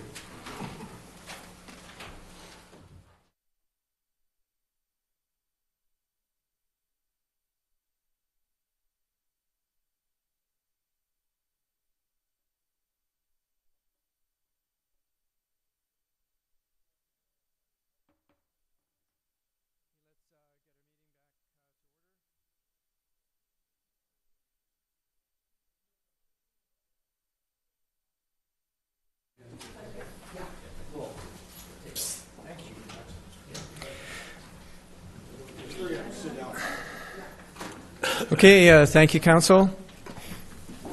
This brings us to Part H, correspondence for action. First item is Citizens for Safe Technology. We have an email received October 25th requesting council familiarize themselves with the issue of microcells and the current federal policy on the replacement of microcells in communities. Councillor Paulson, do you want to move receipt of that information? that the email received October 25th, 2017, requesting council familiarize themselves with the issue of microcells and the current federal policy in the placement of microcells in communities be received. Second, Mr. Mayor. Anybody wish to comment on this? All those in favor? Carried. And then council, we have a letter from our MLA, Scott Fraser, urging council to discuss the possibility of bringing modular homes to the Alberni Valley. And Councillor Sobe, do you want to move receipt of this letter, please? That the letter dated October 10, 2017, urging mayor and council to reach out to BC Housing to discuss the possibility of bringing modular homes to the Alberni Valley be received. Second, Mr. Mayor. Is there any discussion? Councillor Alamani? Thank you, Mr. Mayor. I do hope that we do reach out and talk to BC Housing and talk to our MLA about it. You know, now's the time that they're starting to put money into these projects. So you know, the more we can get into it, the better. Actually, Councillor Alamani, I know for sure there are two groups that are seriously considering an application for this. So I have no doubt that you know, we will be represented. There may be more, but that's great. Councillor Sobe? Yeah, just to mention also, I'll be bringing this up to the VCSI committee and for further discussion and maybe get some more applicants involved. Great, thank you. On the motion then, all those in favor? Carried. And from Wendy White, we have a letter dated October 16th objecting to allowing chickens and beekeeping within the city limits. Councillor, excuse me, Councillor McClellan, do you want to move receipt of this letter, please? The letter dated October 16, 2017, objecting to allowing chickens and beekeeping within the city limits be received. I'll second that, Mr. Mayor. All in favor? Carried. I'm sorry.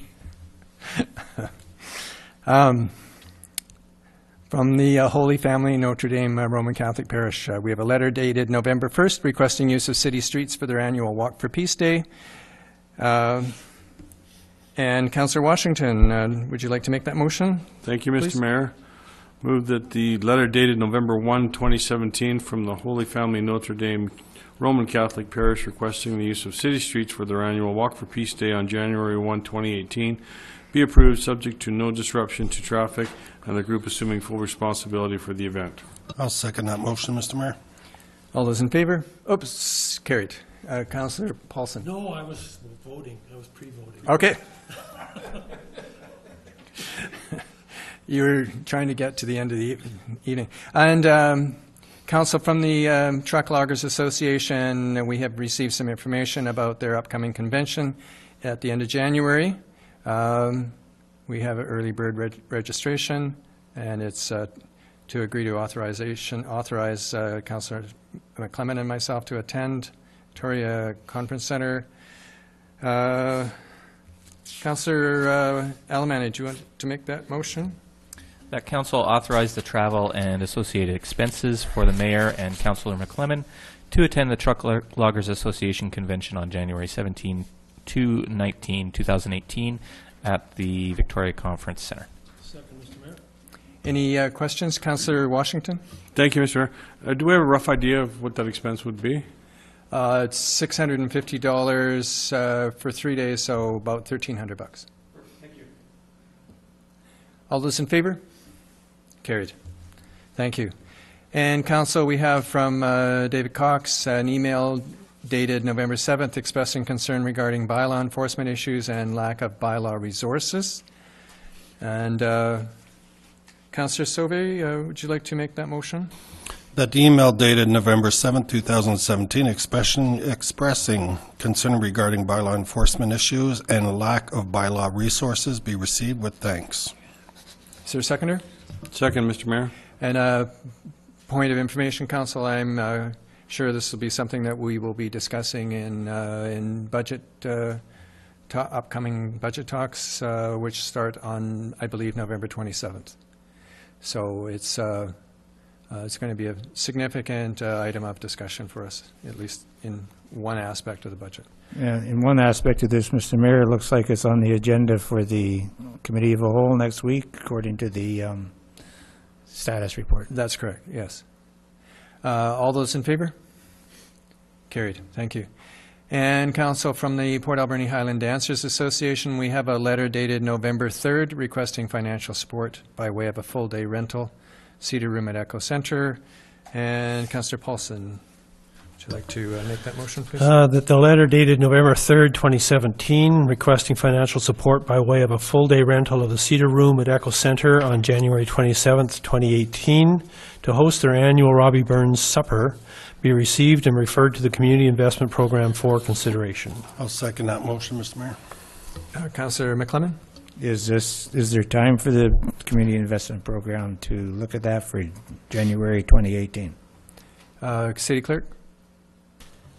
Mr. Mayor, I know that the Community Investment Program has already met, and there will be a report coming to the next council meeting, but Director Thorpe has the information, and I'm sure she'll ensure that the Investment Program Committee have seen it. Okay, thank you very much. All those in favor? Carried, thank you. And we have 8. We have a request from June Graham on the Alberni Clayoquot Métis Association, and that is they're asking if we could please fly the Métis flag on November 16th this week out of recognition for National Louis Riel Day. And we do, in fact, have one of these flags in this City Hall already, and we did fly this last year. So I'm seeking a motion from Council. I'd like to make the motion that we fly the Métis flag on November 16th. Okay, is there a seconder? I'll second that, Mr. Mayor. Okay, all those in favor? Carried. Thank you. And then we have a proclamation from the Alberni Community and Women's Services Society requesting November 28th be proclaimed a special day. And Councillor Washington, I'm wondering if you're able to make that motion. Thank you, Mr. Mayor. I move that the letter received October 26, 2017 from the Alberni Community and Women's Services Society requesting that Tuesday, November 28, 2017 be proclaimed as Giving Tuesday in Port Alberni be received and the day proclaimed as requested. Second that, Mr. Mayor. All those in favor? Carried. And then we have another late item on our regular agenda, and this is about the 15th anniversary of the Hunting and Fishing Heritage Act. And the mayor states, on behalf of the undersigned individuals in the attached petition and the Guide Outfitters Association of BC, Vancouver Island, West Coast, we respectfully request that the City of Port Alberni recognize the contribution of hunters and anglers to the understanding, conservation, and management of fish and wildlife and declare November 26, 2017, Hunting and Fishing Heritage Day. On November 26, 2002, the Hunting and Fishing Heritage Act received royal assent from the Province of British Columbia Legislature. The Act recognizes the importance of hunting and fishing as legitimate forms of recreation and as legitimate tools with which to effectively manage the fish and wildlife of British Columbia. The harvest of fish and wildlife contributes to the social, physical, and spiritual health of individuals and communities. Wild harvest contributes greatly to food security for rural communities, providing a healthy, sustainable, and organic food source. Your recognition of the contributions of hunters and anglers is appreciated and will not be forgotten. That's signed by Darren DeLuca, President, Vancouver Island Coast Guide Outfitters Association of BC. And I'm wondering, Council, if we can get a motion to that effect. Councillor McClement? Yes, Mr. Mayor, I would move that we declare November 26, 2017, Hunting and Fishing Heritage Day, for all the reasons you read out. Okay. We have a mover and a seconder. Any discussion, Council? All those in favor of the motion? Carried. Thank you. And then we have informational correspondence. City Clerk? Thank you, Mr. Mayor. A few items. RCMP submits their expenditures to September 30th, 2017. Prime Corps has submitted a copy of their annual report for the April 1st, 2016 to March 31st, 2017 reporting year. We have the minutes of the Food Security and Climate Disruption Committee October 5th meeting. Also the minutes of the Alberni Valley Social Planning Council meeting held on October 23rd. The Ministry of Finance Gaming Policy and Enforcement Branch advises of the $123,650 payment to the City, representing casino revenue for the period June 25th to September 23rd. Also attaches a report from the Director of Finance providing further information on allocation of those funds. Alberni Valley Community Stakeholders Initiative to End Homelessness has submitted the minutes of their October 27th meeting. The Minister of Children and Family Development recognizes November as Adoption Awareness Month and encourages local governments to recognize and celebrate the month. Alberni Valley Gleaning Project has submitted a copy of their final season report. Island Corridor Foundation notes from their October 26th board meeting. And lastly, Councillor Alberni has provided a link to his report on attendance at the recent Vancouver Island Economic Alliance Summit held in Nanaimo, October 25th, 26th. And Council, anybody wish to pull anything out? Councillor Washington? Thank you, Mr. Mayor. Item 5, the Ministry of Finance Gaming Policy and Enforcement Branch. I'd just like to thank the Director of Finance for letting us know that those fundings go to, and I just want to read this down, make sure I get it right. Revenue funds for the McLean Mill operating contract, Chamber of Commerce Visitor Center operating contract, Community Investment Plan, and the remainder offsets the economic development operation expenses. So it doesn't just fall into our general coffers. It's helping in a good places. So just want to point that out. Thank you. Thank you. Anybody else? Councillor McClement? Yeah, I'd just like to comment on the Alberni Valley Gleaning Project. I think it's one of the important functions in our town. It was interesting to see in their report that this year they couldn't start quite so quick because the snow didn't leave, but once it went, we got hot. And so they got quite a bit, but it was a bit less in volume. So I think it's a good program, and looking at all their numbers, they did a good job. And you can see that they were successful in some grants, getting that help right. there. And they got some employees to some people got employment from out of that. And the weather this year, you're right, great for grapes, terrible for apples. That's true. Yeah. Councillor Alberni? Thank you, Mr. Mayor. A few things. Certainly the Gleaning Project is great. It's nice to see that those stats. It's amazing you can get 18,000 pounds of fruit from just 28 people. So you know, there's still a lot of fruit out there to be picked, I'm sure. So lots of opportunity for volunteers and for people to get some help. But the other ones I wanted to point out, the Island Corridor Foundation, their main news was the discussions they've been having with the Ministry of Transport, and that's just recently come out into the media as well. Today?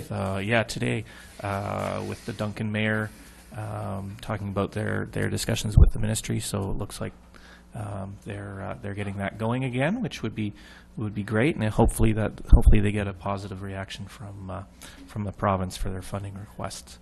Because certainly the Malahat and the Langford to Victoria route is in dire need of some sort of transportation solution there. And the other one I wanted to point out, I was going to do this in my report, but I might as well do it here. My report from the Vancouver Island Economic Development Conference, Association Conference. It's always really good conference. It has some excellent sessions and trade shows in it. Some of the highlights for me, there was on the second day 2 sessions back-to-back on earthquake and tsunami preparedness. Really knowledgeable people talking about you know, the really simple things that you need to do to make your home or commercial businesses more earthquake prepared.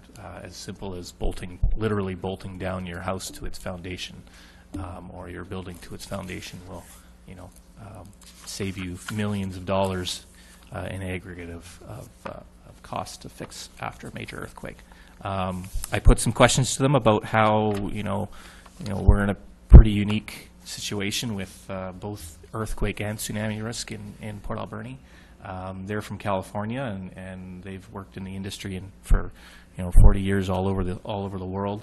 And their advice really was you know, all you can do is try to pull back from those areas that could be impacted by flooding, by tsunami, or something like that. So you know, we're in a pretty challenging position when we have so much of our commercial district in the floodplain and in the tsunami zone, especially. So that's a pretty long range vision, but he really drove home the point that you know, when it happens, it's devastating, and it can basically, you know, eliminate entire industries. So it's good to get a handle on it. I was at a session on renewable energy. Like the mayor was saying earlier, there is a huge amount of interest on the island on solar, especially. They were talking about solar energy installation in the world is currently at 1 site C a month is what's being built globally. So just huge amounts of growth in solar around the world, and in North America included. So we do have good resources on the South Island for solar, including Port Alberni, which is kind of surprising when it's pouring rain outside, but it is there. So please do read through the report if you can. There's lots of information in there, and it was a great summit. So.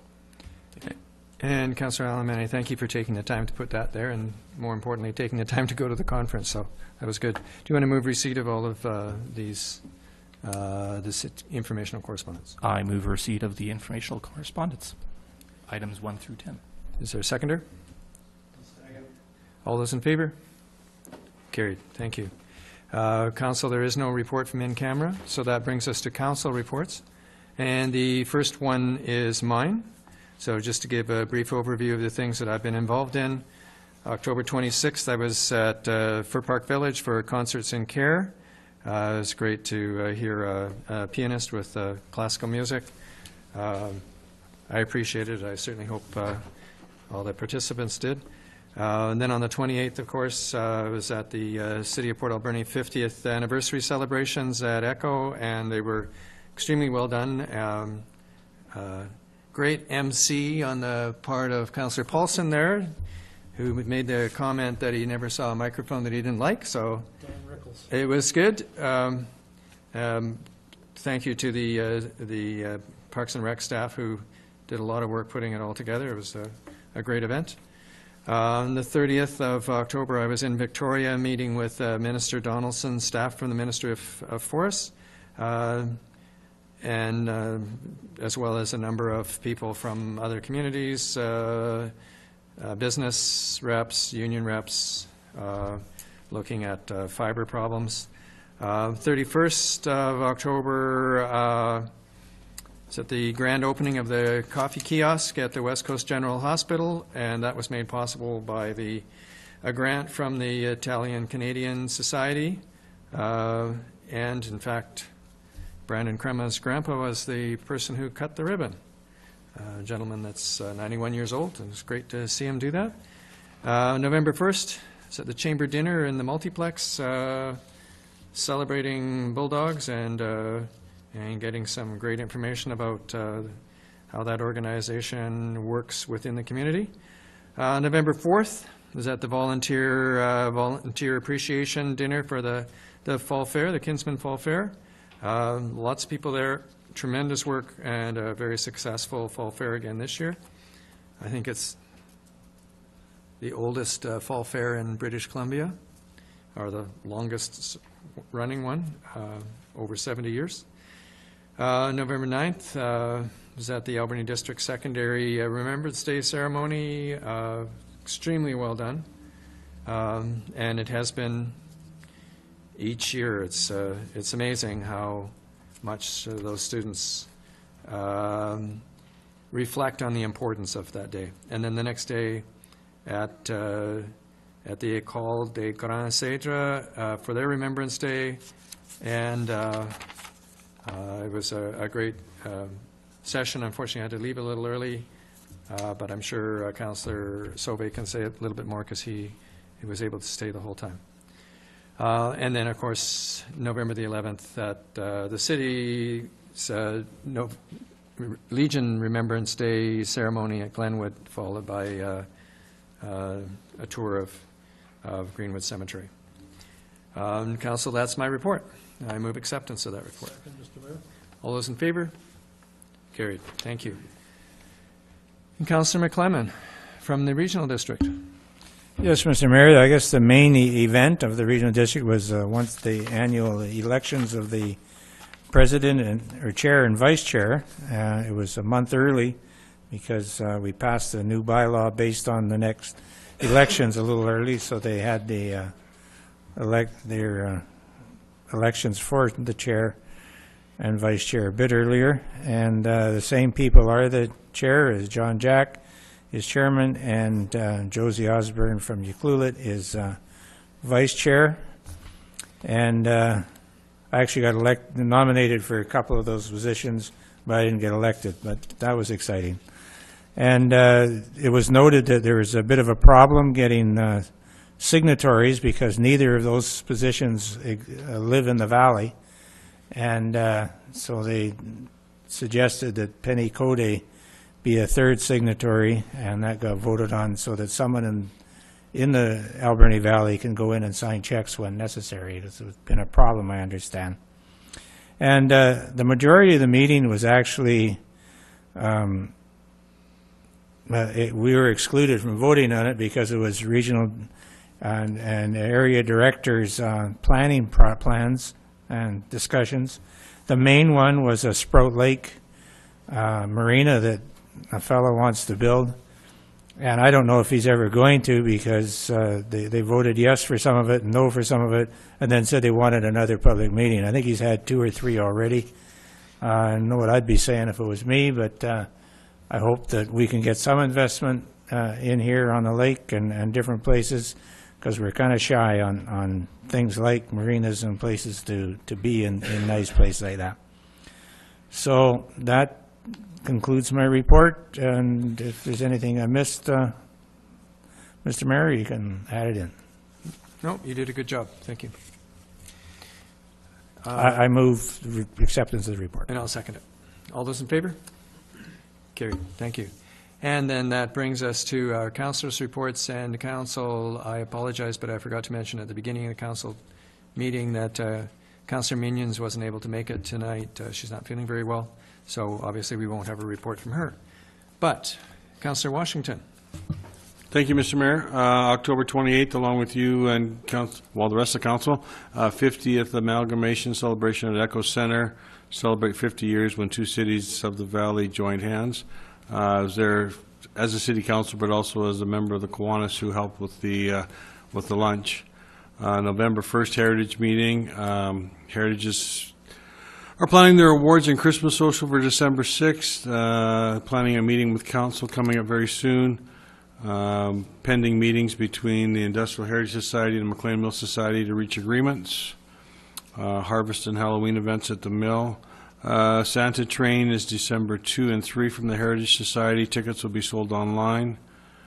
And the Homefront exhibit event opens to the public November 17th. And the following night was at the West Island Wilderness Advisory Group that they call WEWAG. So we had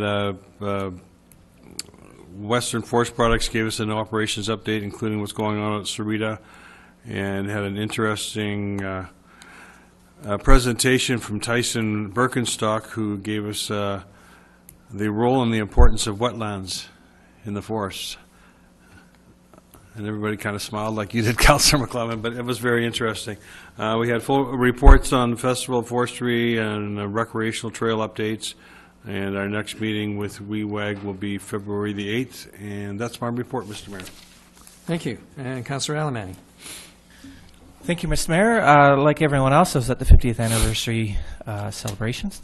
They were wonderful. I was at we had our regular Food Security Climate Disruption Committee meeting. We're working on our annual report for council. So that will be coming forward fairly soon in the new year. Advisory Planning Commission, I've already talked about today. Very well attended, and lots of feedback on the one application. I do want to mention I gave blood last week, and there were an amazing amount of people in there giving blood as well, which was great to see. Sometimes when I'm in there, it's really quite empty, and I know there's always a need. So it was really good to see there were lots of people there. And oddly, it was about 80% men and 20% women, and all the men were wearing ball caps. I don't know what that means. But there you go. It was raining. It was raining. Maybe that's why. So there you go. So it's great to see people coming out and doing that. November 11th, I unfortunately wasn't able to attend at Glenwood, but I did attend through Facebook Live, and I was going to give a shout out to the Alberni Valley News.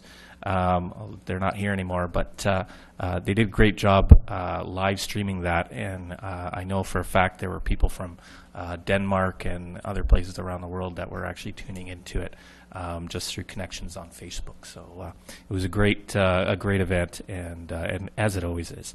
And the last one I wanted to mention was I saw in the news today that the filming class has started up at North Island College. It looked like it was extremely well subscribed. I'm a little jealous because I'm at VIU and I wish we had the same program, but that's okay. At the Vancouver Island Economic Conference, there was a lot of talk about how dynamic our film industry is on the island right now, in all manner of TV, movie, commercials. There's a ton of activity that we don't even know is happening. So that program at North Island is really important, and we'll see. I think it could mean that we'll have more interest from people to build space for more production space, because there's a shortage of it in Vancouver. They're constantly looking for space. They're renovating buildings, even if they're not purpose built. They just need space. And if they can look over here and see some potential spaces, then that could be a huge boost for us. So it's really great to see that taking off. That's my report. Thank you. Councillor Paulson? On October 27th, I attended the Alberni Valley Community Stakeholders in Homelessness meeting, and their minutes were in our report tonight. Obviously, the 50th amalgamation anniversary celebrations. It was a fun day, and October 30th, excuse me, October 30th and November the 6th were the two meetings that we had with the Community Investment Program Committee. There were 34 applications this year, and I think each year we are a bit oversubscribed, but we were oversubscribed this year by more than 2 to 1. There was over $80,000 in requests, and we have just slightly north of $40,000 to allocate. So some people didn't get the full amount, but we tried to divvy that pie up the best that we could. I'm not sure how much is left. We didn't drain the pool, but there's not a whole lot of money left in that fund as we speak. Attended the ADSS Remembrance Ceremony. Once again, I agree, from the interpretive dance to the bands. There was a vocal solo with a piano accompaniment that was spectacular, and I defy anybody to go there and have a dry eye.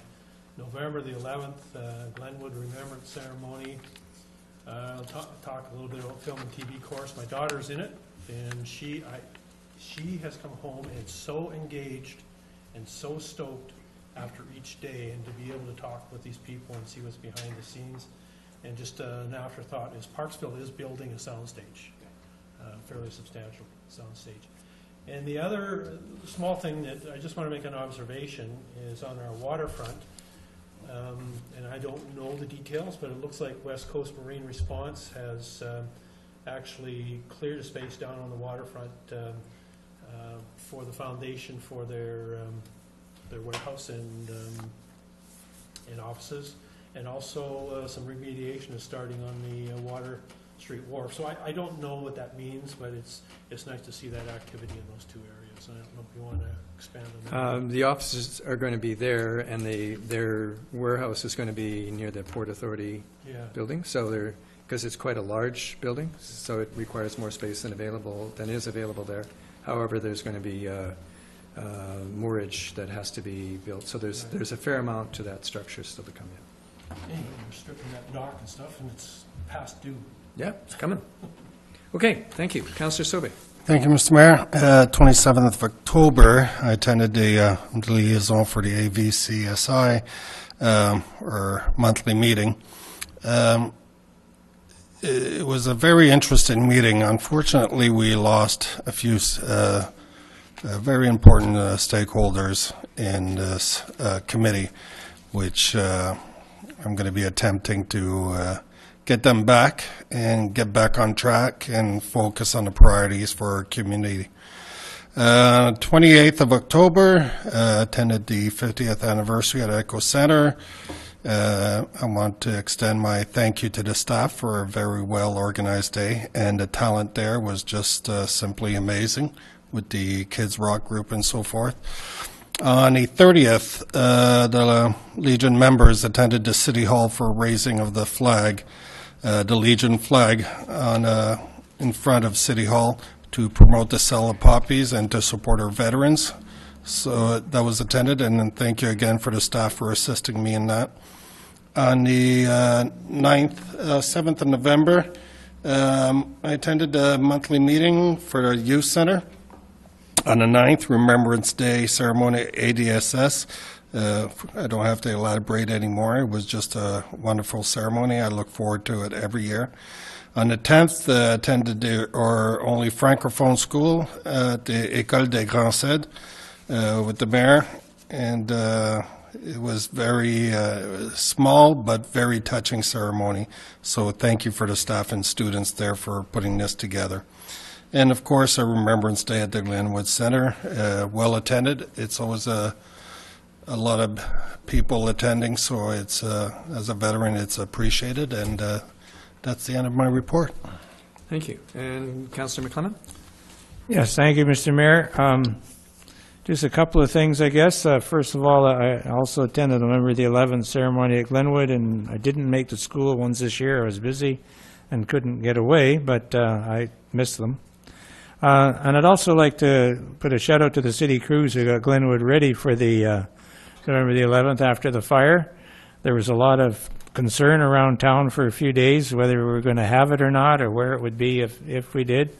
And it was very well attended, and I really appreciated the work they did.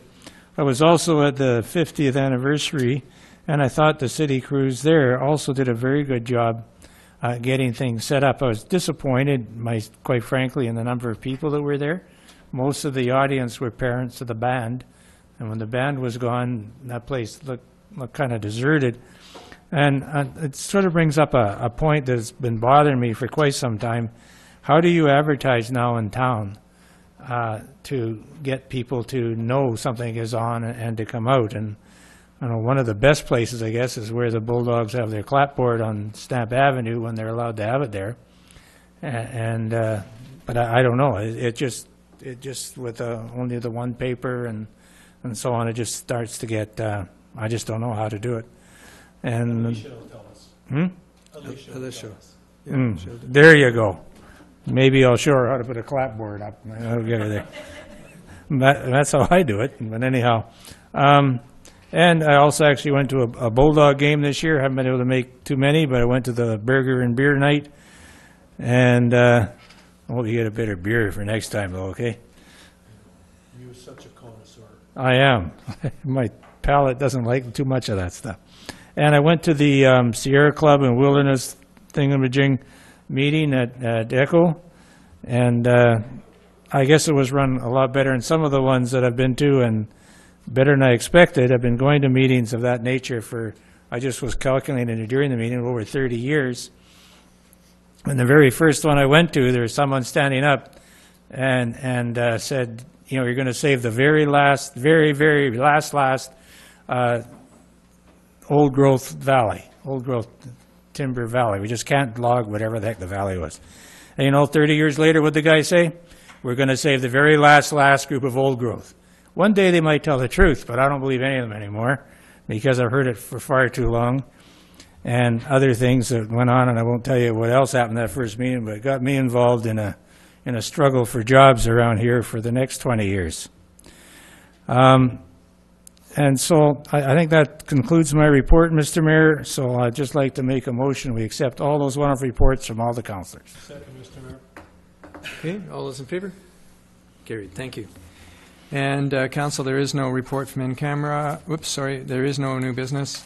And Mr. Mayor, could I make a notice of motion under new business? yes, you may.